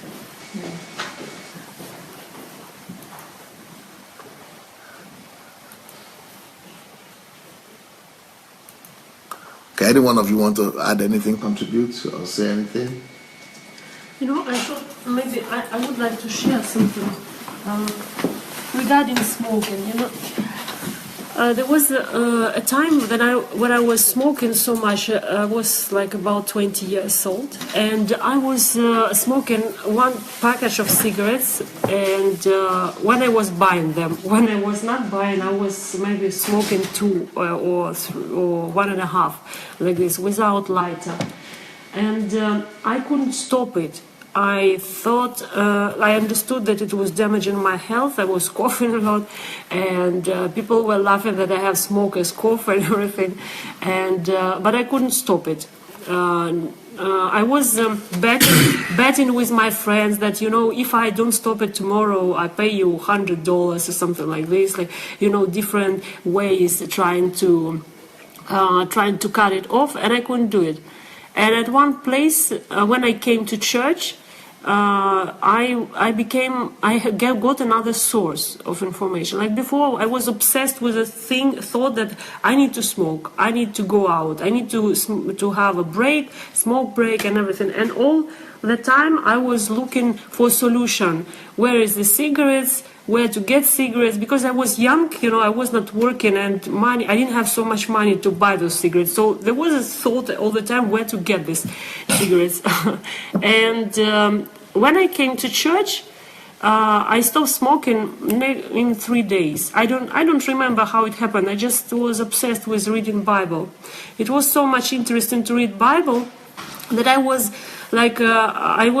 trying to find any space in my time to read Bible. Any break, was thinking about Bible. And I don't even remember how I stopped smoking, but I didn't have any more interest. Focus changed. Yeah, I didn't have any more interest, and it never came back. And I was fighting with this. I was smoking 1 year, and after I was fighting 1 year with trying to stop smoking. And when I came to church and I discovered Bible, started understanding it, in 3 days, it just disappeared from my life. Like this, yeah. Anybody wants to contribute anything to this topic about implications, thinking and implications? Yes, okay. Yeah. So what I have noticed is that life is much more predictable this way. If I really ask myself where my thoughts are going to lead me to, because before, I would just think something and ask myself, oh, I'm thinking that, and I would maximize this thought. And I think this is one of the reasons, or one of the things that make us women, that we maximize, the thoughts that we have. But I would stop at maximizing it and, monopolize this thought that would take over my entire being, so that I would not be in control anymore. And this thought would be the thing that would, make me move or say something. So I noticed that if I ask myself, if I especially compare, what is it that I will do if, I act on A or I act on B? What is the consequence going to be? That I can actually predict what will happen. It's almost like, you're being, what's the word? You're predicting the future, really. And this would not be something that I would think that I could be doing, but it's really about coordinating your thoughts and being in charge of what you think. And I've also noticed that whenever I focus on the goal, that everything else almost is silenced. That, all the other thoughts are just, it's like you're building a wall that all the other thoughts are just, bumping against, and they have no effect on you because you're so focused on your goal and the reason why you're doing what you're doing. So I find it so powerful, and I really have to ponder about it much more, because I think it's much deeper than I have a grasp right now. But I just realized how easy life can be if we really apply this principle. Julia, this example you did yesterday, it didn't record. Do you want to tell me? The example was speaking publicly. Oh, yeah. So an example I was giving yesterday was one thing that I was suffering from, and I'm, still working on it, but it's much better ever since I started to think about the goal that I have. So, for example, if I speak in front of people, I would think about all the different things. I would have thoughts like, oh my God, people are looking at my legs, or are these heels maybe too high? Maybe I will fall down, or maybe there's, the floor is slippery and anything. But my goal would be to share, to educate people. I want to educate people. And so I ask myself, is the thought of my high heels or my legs going to help me reach my goal? No, it's not. So I just get rid of that goal and focus on, my goal. Do I have to educate the people? Yes. How am I going to educate the people? By standing up and talking. And obviously you have to prepare yourself to get there and to be able to speak. But if you're ready, you're there, you have to talk. All the other thoughts that come in your mind that, interfere with your goal are easily dismissed because you're so focused on your goal. And it's like you're checking a checklist by following your goal. So, yeah, it's really, really helpful and so simple, but, knowledge, I guess. It's not what we had so far, but yeah, thank you. Thank you, Pastor. All right. Another person? Mrs. Shorumka is coming, guys. Don't go away yet. The lady of the house herself is coming. She's the royal regal of this home. Good day, everybody. Welcome. I wanted to share my thoughts on this topic here. And for me, thinking is definitely something that I really need to develop on. And the reason is that I do get a lot of thoughts coming into my mind that distract me from focusing on my goal.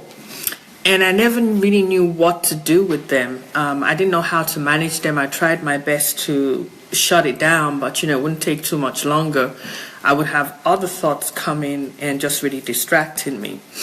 But I can tell you that since I've met Pastor Sandey, I have realized from when I was in his mentorship program that one of my things is putting my thoughts together to make a good point and conclusion, and at the same time understanding what my thoughts are.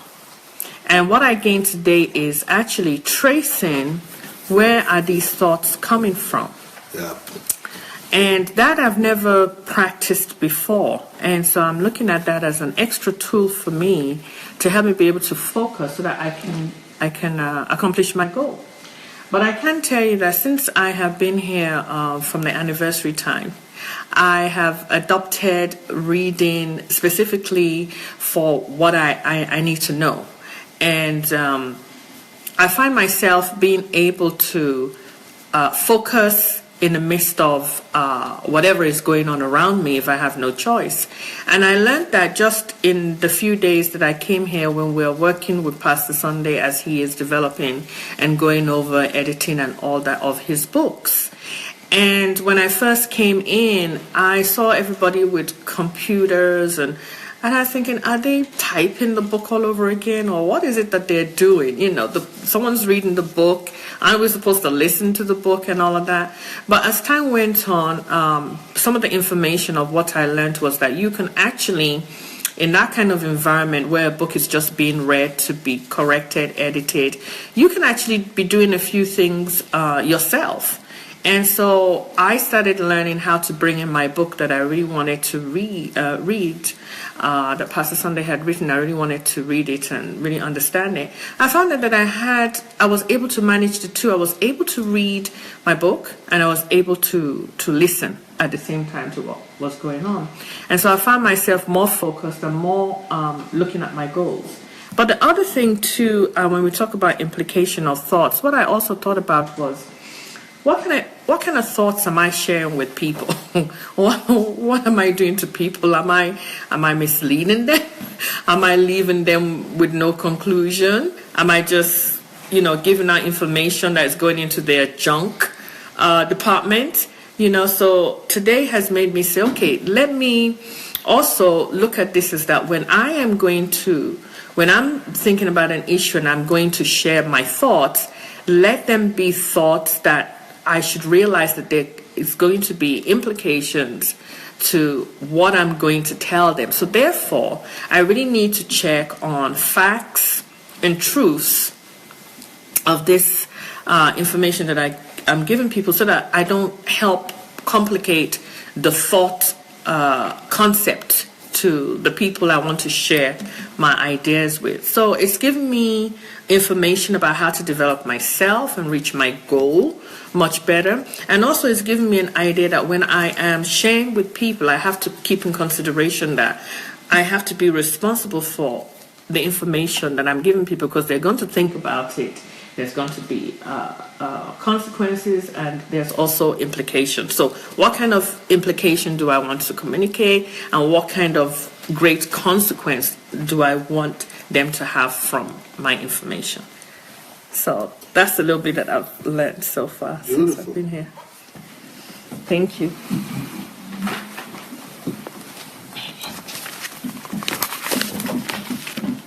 Hello. I find the whole teaching on thinking very empowering and liberating. And, in the earlier teachings in the past weeks, Pastor taught us that what makes us human is the ability to think. And today's teaching has actually broken everything down for me. I mean, every week has broken it down. But I found the fact that as a human being, being able to understand that whatever comes in my head, first of all, I can either accept. It's my responsibility to accept or reject that information, or otherwise, I would have implication of. In any case, there would be an implication. So normally, as a human, or maybe as a young lady, I would just think, or whatever comes in my head, I would automatically think that it came to my head That is you, right? Yes, that's me, and also it came to my head for a reason that I don't really have any control other than to react to it, But this teaching today has given me the power, the knowledge and understanding that whatever comes to my head, it is my responsibility, it's my choice to do as I wish with it. So either let it stay, and then I get an implication, and then subsequently a consequence of what action I take based on the implication, or I discard that information.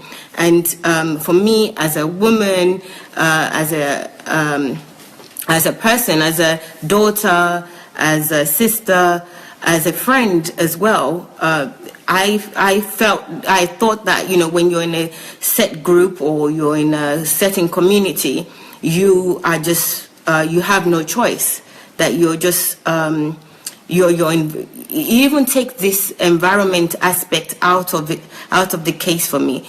Because over the last few weeks, again, we've been learning, especially in HMT, about the environment. It's also taught me that even in my environment, I still have the power to make the choices that I want to make, and that the responsibility is mine. Because without taking the responsibility, there will be without taking the responsibility on the information that comes to my head, then there will be an implication, and I will suffer or enjoy the implication of my thoughts and the consequences as well. Although other people could suffer the consequences, but I have the power to make those changes of what the consequences will be. So this, for me, is really empowering. The Thinking series as a whole is an empowering series for me in everything that I do, from waking up, even when I sleep. I think the fact that I know that what makes me human is my ability to think actually stopped me as well from getting angry at anything, or blaming anybody for anything in my world, blame even for my circumstances or for my success in life. It's failure. Or my failure, especially my failure, that my failure is my responsibility, that my thinking, I am what I think, and I should take responsibility for it. So it's really empowered me. At the moment, I feel like there's nothing that I can do. I almost feel like a co-creator. Like I'm a creator myself. So as soon as anything comes to my head, I can either create it, expand it, and then make it whatever I want to make it. And if I make whatever I make it, is my choice, is my responsibility, is my doing. It's not anybody's doing. It's not even God's responsibility. It's all me. So I'm really grateful for this teaching, and I will actually work on it much more, because over the last few years I've learned a lot of things I have to unlearn, and this one is definitely something that I have to learn and practice every day with everything that comes into my mind. Yeah, so that's my thoughts. Okay. I know that was it. I'm still processing. Okay. Yep. You want to share something? Okay. Yeah?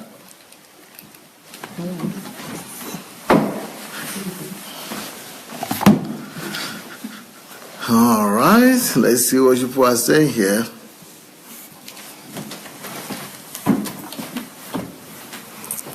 Gift Amon said, thanks dear, say you have taught me to live a life that is based on information. Iyanu said, go Mayowa. Mayo, she's calling you Mayo. Shegun Fatima, Pastor, how do you interpret Proverbs 12:5, which says the thoughts of the righteous are right?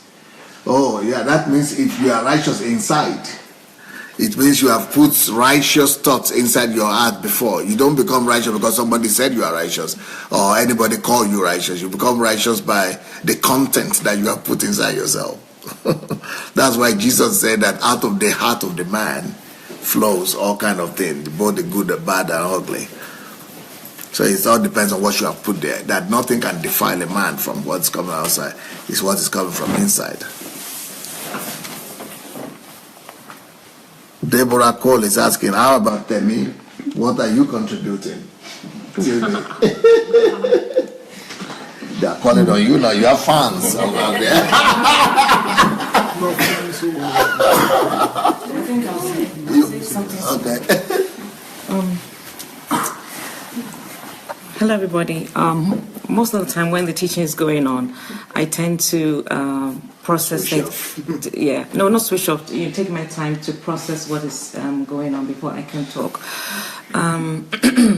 For myself, I realize that what I do need to do, obviously, is to create my own environment. And it's easier, I don't want to say it's easier said than done, but personally, I realize how, when I look at who I am, I need to take time. For example, I was just thinking about opening my Evernote and opening a folder called The Art of, what's the date of again? Yeah, thinking. And I know that there are certain areas of my life that need healing. I have prayed about it. I have fasted. I've done all the Christianese things that we're told to do, and I feel like I've got no results.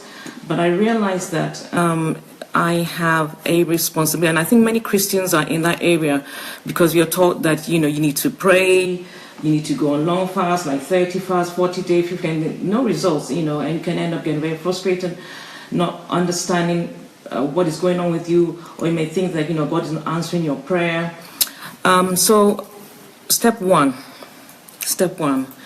I realize that I am responsible for my thoughts. And that can be very hard for a Christian, especially from those who come from Africa, where we have been raised up with the fact that, or the notion, or the belief that it is that witch, is your mother-in-law, is the devil that is causing whatever is happening in your life. So I have to unlearn that thinking.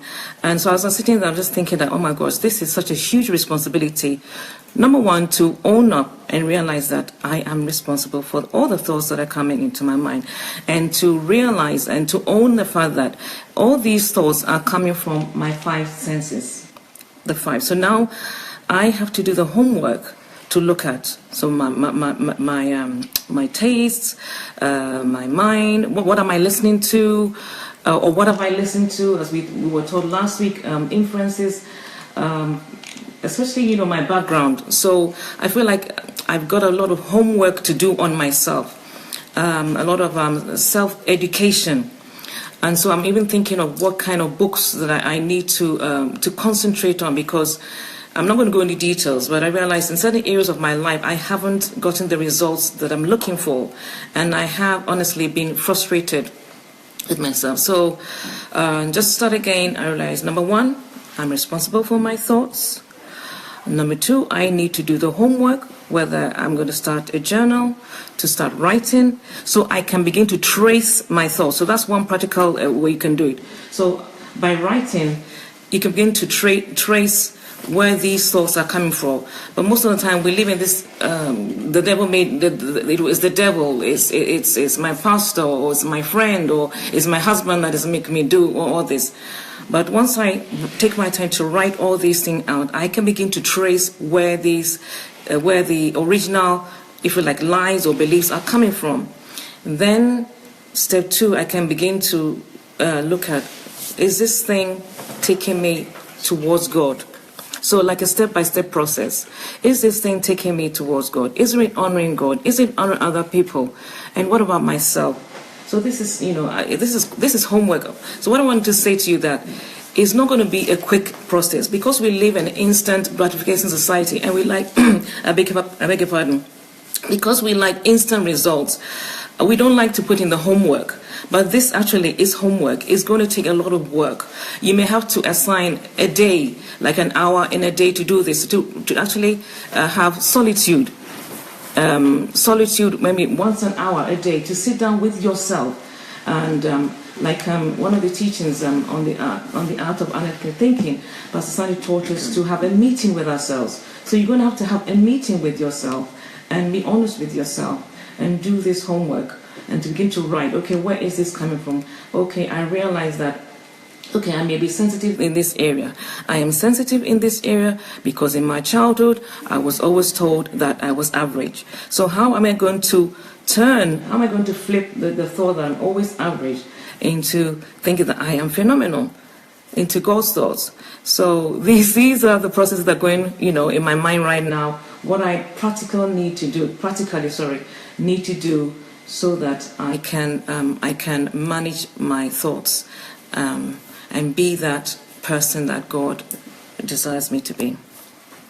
Yeah. So that's mine.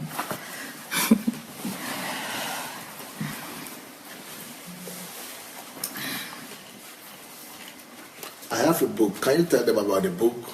I think you are reading that book now in Russian. I don't have it with me. Yeah, but you don't know anything about it. Yeah.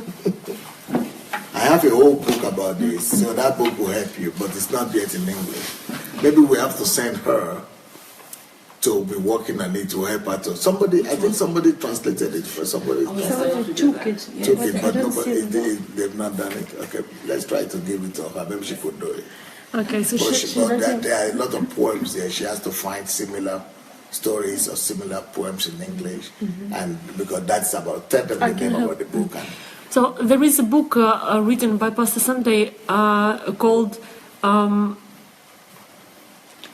to bring order to your thought life. Yeah, how to bring order to your thoughts, mind, and internal life. Internal life. So, and this book has. Today's topic is why thoughts are important. There are different proverbs and different stories about people who didn't think that thoughts are important. There is a statement that many people, they think that thoughts, they do not have value because you don't see them. Just because you don't see them, you cannot evaluate how much important they are. So people, they don't give any attention to their thoughts. So this book reveals how much the thoughts are important, and that you need to be accountable for your thoughts. And then a pastor gives them the different instruments, how to control thoughts, how to ensure that thoughts are under control and they bring the order to your life. Basically, I have discovered, Pastor, that the name of this book, the first name of this book was Order in Your Thoughts, Order in Your Life. And the reason I discovered this is because I was thinking about why I have disorder in many areas of my life, and I understood that I was getting tired with disorder, and I didn't know where to start to bring order there. And suddenly I discovered this the manuscript of the book, the first, and I discovered that the first name was Order in Your Life, Order in Your Thoughts, and Order in Your Life. And I started reading this book, and I discovered keys there. I discovered abilities of our mind, and I started to learn about mind, because I understood that my mind is a tool. If I don't know how to use it, I just have it, it's under my hair, somewhere, but I'm not using this tool, and this tool is brilliant, and I can. It's like the rule. Steering. It's like a steering. A small thing in our life that can thinking is like a steering, like it's invisible, it's small thing, steering of the ship. It's a small thing, but if you don't pay attention to it and you don't direct it, it will ruin all the ship, ruin all your life. And this is how our lives are. In many areas we have disorder, and if we analyze our life, we will understand where the disorder is, and it's easy to fix it. You just need to get your thoughts in order in this place, and this book reveals it. You will be able to identify where is the disorder and how to fix it, and this is I think this is one of the best books, and I think it's not that popular. I didn't see many people reading this book in Russian, because the reason not many people are reading this book in Russian is because they don't understand how thoughts are important. They're trying. They're going to different trainings. They are going to different schools, and they're trying to fix their life. In finances, they are trying to fix their life. In families, they are trying to fix their life. In getting professional skills, they're trying to fix their life by acquiring a lot of new skills and listening to different people and techniques, using different techniques. But the first technique that you need to apply is to your mind, to your brain, how to control your thoughts. Because everything starts from there. If you want to, for example, you want to learn how to build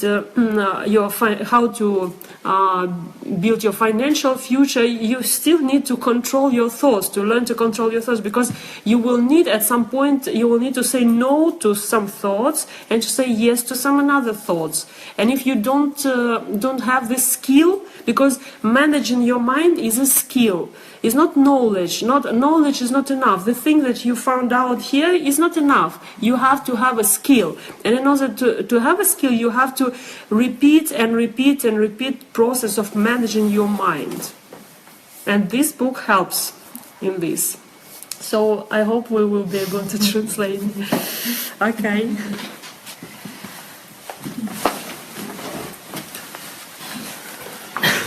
So, like I said, I already told you people that this is the last class I'm having with you on this topic of thinking. It's my last class with you. So I will have to think about what are the other subjects I should address after when we start. If we start, I think we will start to do the broadcast again, which is after the birthday, maybe from the 1st of June. We might start again to do twice a day. Maybe maybe I will take this. Maybe I will take this topic as one of the topics to do about thoughts and how to bring order to your life by putting order in your thoughts. Then we could do that, like for 1 month and just teach on that. Someone is asking what's the name of the book.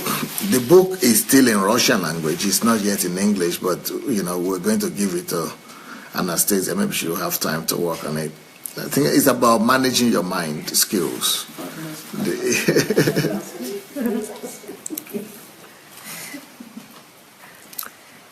Okay, Jane Munsuka said, the art of thinking has taught me that I am responsible for my thoughts, actions, and decisions. Therefore, I should owe the consequences as well. Analyze them and make necessary changes to get better, effective results. This requires me to unlearn some useless concepts I have come to believe over the years. Thank you, Dr. Adelaja, for this educative and inspiring teaching. Thank you, Royalties, for sharing your thoughts as well. I think we should write a book on mind shift. Yes. That's a good one, mind shift, right?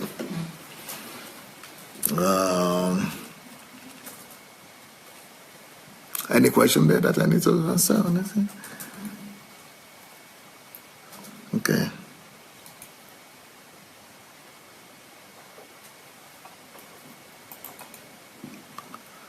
Joseph Oyewale, DSA, can we say those who can control their thoughts and bring to themselves to come to the unity of purpose with God, His thoughts, His ways, in alignment to the nature and the character of God, will have mastery over their lives, and the consequences will be the actions of His thoughts we have impact in this world. Excellent.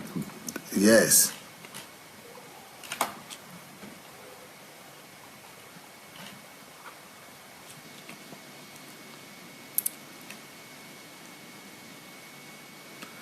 Blessing Amos says, blessings DSA for teaching us how we must learn how to control our thoughts, thinking, and words. We should make sure they are backed up with scriptures or logics.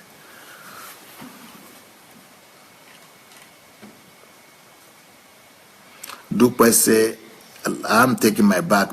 I'm taking my life back now. Like Mayowa said, Ufoma said, so true. We need to take responsibility for our thoughts and stop blaming others for the consequences and that may result from the implications of our thoughts. Joyce Adegoke, I have always seen this as a problem because each time I decide to focus on something, I get thousands of thoughts that she's truthful. I get thousands of thoughts that either discourage me or put fear in me, and in most cases, it made me to fail most of the time. And when I have a goal, I quickly pray and keep praying to stay focused or stay in track. But prayer is not the key. They are using the wrong instrument for wrong stuff. That's why churches, when they always make people to pray, they just making people to waste their lives. It's like you don't pray to cook food, you just go and cook food. You don't pray to cook food. You have to go and cook food if you need to. But they want you to pray to do everything. So it's a pity. Christina, implications of our thoughts have a large-scale consequences. Implications can impact our own future, the world, and the next generation as well. This understanding increases personal responsibility concerning my thoughts. Iyanu says, so we have to take charge of our lives by taking charge of our thoughts, right? Oluwatoyin Adebayo, how can I control myself in getting a lot of things I don't need? Despite my mind will be telling me to go and get it. The same principle, like I told you about the television in the house, or the woman that wants a child, or change your focus. Change the source of the information that you have been feeding yourself with that has led you to that desire up to now. So I will advise Oluwatoyin to go and listen to this again. This is even more understandable when we say change your focus. It's not understandable enough. But for me it is. Yeah, but when we say change your focus, it's like you change your focus to another subject, but it's not action. You don't know what to do. But when we say change your source of information, then we understand that you have acquired information from another source. So there is already action that you need to do. You understand it's self-education. Yeah, but when we say change your focus, it's just like change your attention. It's here now. Change your attention, and what is then? What is the solution? What do I do on daily basis? It's not clear. But when you say source, now even for me it became much more clearer. Because I'm working with women who had miscarriages, and what I say to them is you need to change your focus. And I don't understand why they don't understand.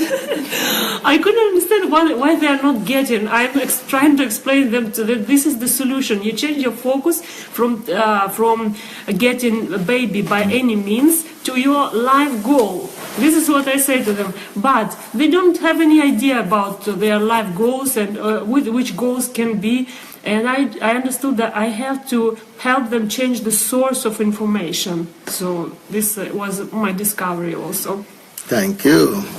There is Mark Lerisha here. I think she's here for the first time. So she said, Apostle, this teaching is going to change my life. I was supposed to be a part of another webinar about business.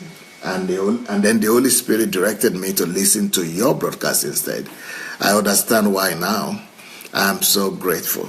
I received from this topic the tools to redesign my life and predict all the outcomes. Wow, that is big. My life has become predictable just by listening one time. Life by Design. Oh, that's a good title for a book. Life by Design. Oh, instead of Life Predictable, Life by Design. Yeah, that's a good one. Okay.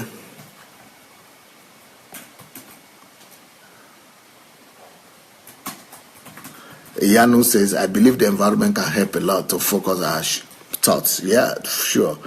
Building an environment of the kind of information and influence that you want, and your mind will follow it. Yep.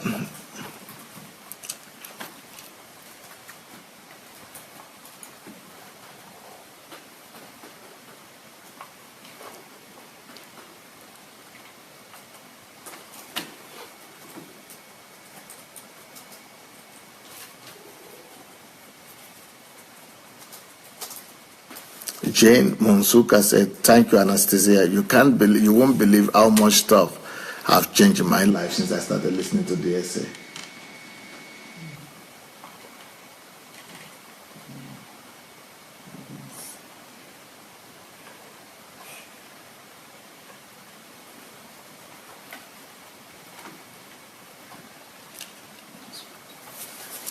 Don Pedro is saying, "Please allow the links to these teachings to be accessible, Pastor. I want to download them." Can you please come and help people to know how to get the links to these messages? Okay. They are all there in the YouTube.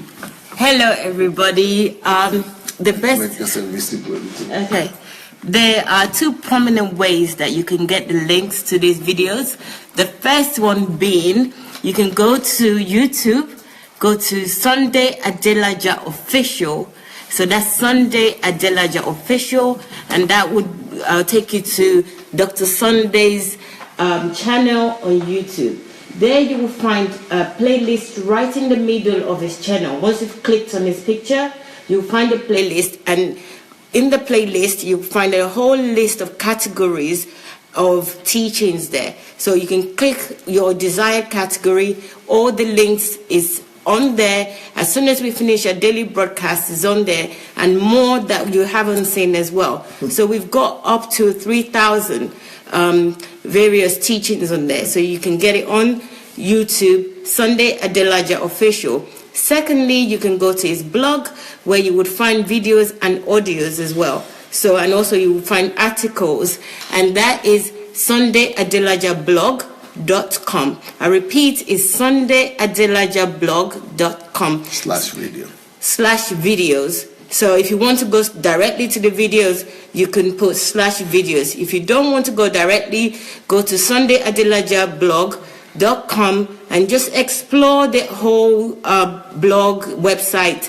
There's so much information on there that you can benefit from. So YouTube, Sandey Adelaja Official, and blog is SandeyAdelajaBlog.com. So those are the two prominent sites that you can get, or platform that you can get its links. You can ask any of us. My name is Mayowa Olaya on there.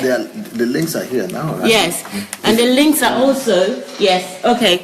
My comments. So if you look under Dr. Sandey Adelaja comments on this broadcast, you would also find a link. You can copy that link onto your page, or you can copy that link onto your computer, so that you can have it all the time.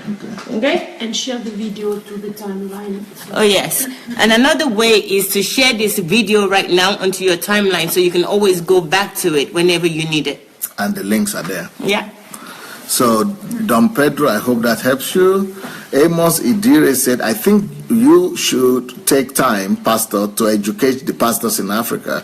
So far, you are the only one that I know that is engaging people and the life of people, that is telling them things that will help their lives." Thank you.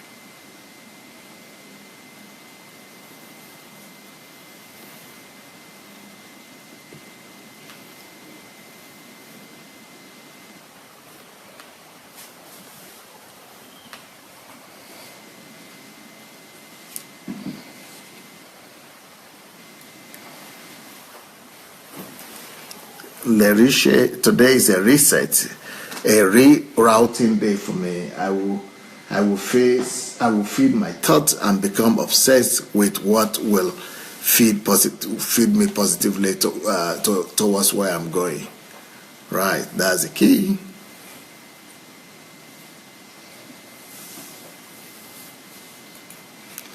TY says, "I never practiced this before. I will begin to trace my thought now and begin to put into practice." Good.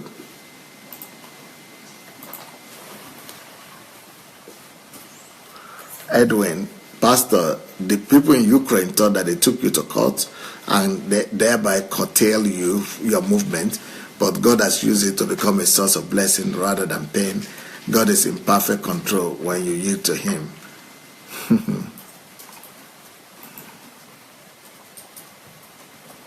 TY said this Saturday's meetings, all these Saturday series should become separate books, each one of them, and DVDs, books, etc.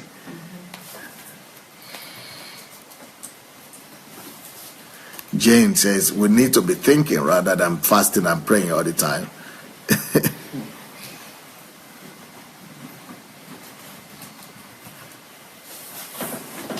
Okay, for example, Pastor Edwin just said something now, which looks very right, religiously speaking. Okay, he just said, Pastor, they meant to curtail you by taking you to court and putting you in Ukraine here, not allowing you to travel. But God has turned it for something good, to something good. Sounds very okay, sounds very nice, sounds very pious and religious. But I tell you what, whatever condition somebody puts you or you find yourself in, God will just be looking. He will not do anything about it. Yes, He won't do anything about it. If I had been here in Ukraine under this limitation and I don't know what to do and I don't do anything by it, God will just be looking like this. God will be totally indifferent. Leave God out of this dead. God doesn't have anything. If you don't have the knowledge to know what to do, if you don't do anything by yourself, he said God has done it. How did God turn it? God turned it by me thinking of doing life program. God turned it. He gave me the idea, but I have to work it and go and do it. God turned it by me sitting down to write books. He gave me the idea, but I still have to sit down and do it. God turned it by making me to go and be doing HMT. God maybe gave me the idea, but I still have to come up, do the research, do my polls and my interviews, and to be able to come up with the teachings and be able to develop it. God has turned it into something good. Well. People in situations where they haven't done anything. God has done it? No Okay. magic button. No magic button. Okay. So anything that just happened, why is it that God is not turning everybody's situation to something good? Yeah.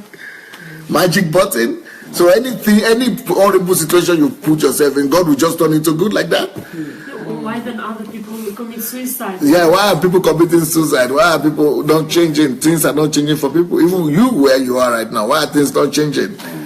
Things don't change until you change, my dear.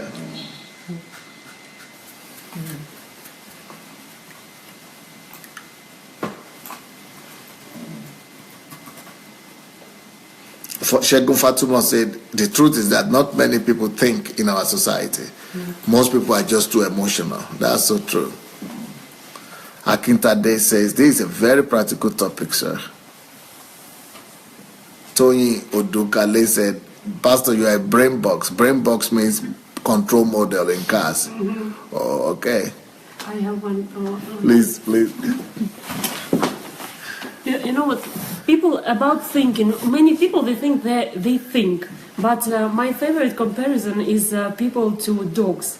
You know, when dogs are sleeping, they are seeing dreams. You know, they are running when they are sleeping. They are barking when they are sleeping. It means that they see something, they imagine something, they are thinking. You know, so dogs are thinking. Same that most of people are thinking, but the thinking of dog and thinking of people are different. When people think, they have to control and reflect on what they think. No. Well, the difference is what you call thinking with dogs is chaotic. It's by itself automatic. Yeah. Anything that comes, it just comes and goes. But a lot of people, that's exactly the same thing they do. The people who are personality are the ones who control what they think and be able to give it direction and be able to make sure that they decide what those thinkings are and choose what thinking they do that takes them to the goal. And generate also. That is what makes them to be human being. But the others, human being who just have body like you or like me, but they just allow the thoughts to come up, they are not human beings. They are Homo they are what? They are biomasses. And they think that they think just because they have this process. Yes. Because they talk, because they say, oh, child, where did you go, my child? Come. Oh, I have a husband. Oh, I go to school. But they're just doing everything automatically. So they are not human beings yet. Yeah.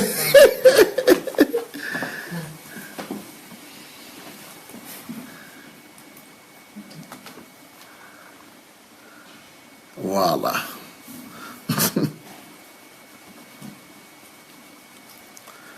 Oluwa Pelumi Ojo say, this is so true, Dr. Sandey. I have to turn things around in my life. Dr. Sandey is an enormous philosopher. Would love to be concept of power from. Would love to learn the concept of power from you, sir. Lerishi say, things don't change until you change. That's all right.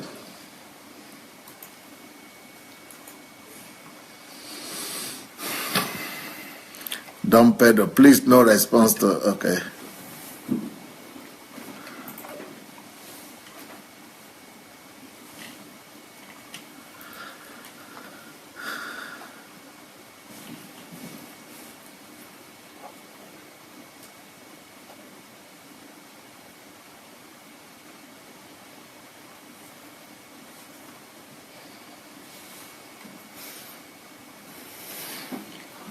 Did I leave anything out?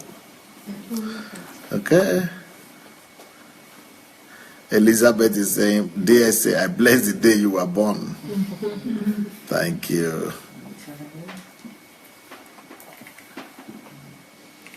Well, I think we had a good day today. That's it for now. So, congratulations to all of you that you are able to complete this series on thinking. But don't you think that that's the end of the teaching? That's all that there is to know. No. That, what I've given you so far is just about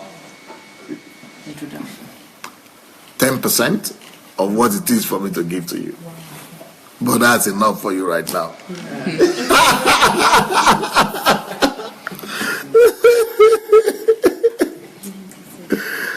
Since January. It's April now. I started since January, but it was not every day, not twice a day. If I had been doing the same thing I did since, like once a week too, it would have been like for 10 years. That was going to be for 10 years, once a week.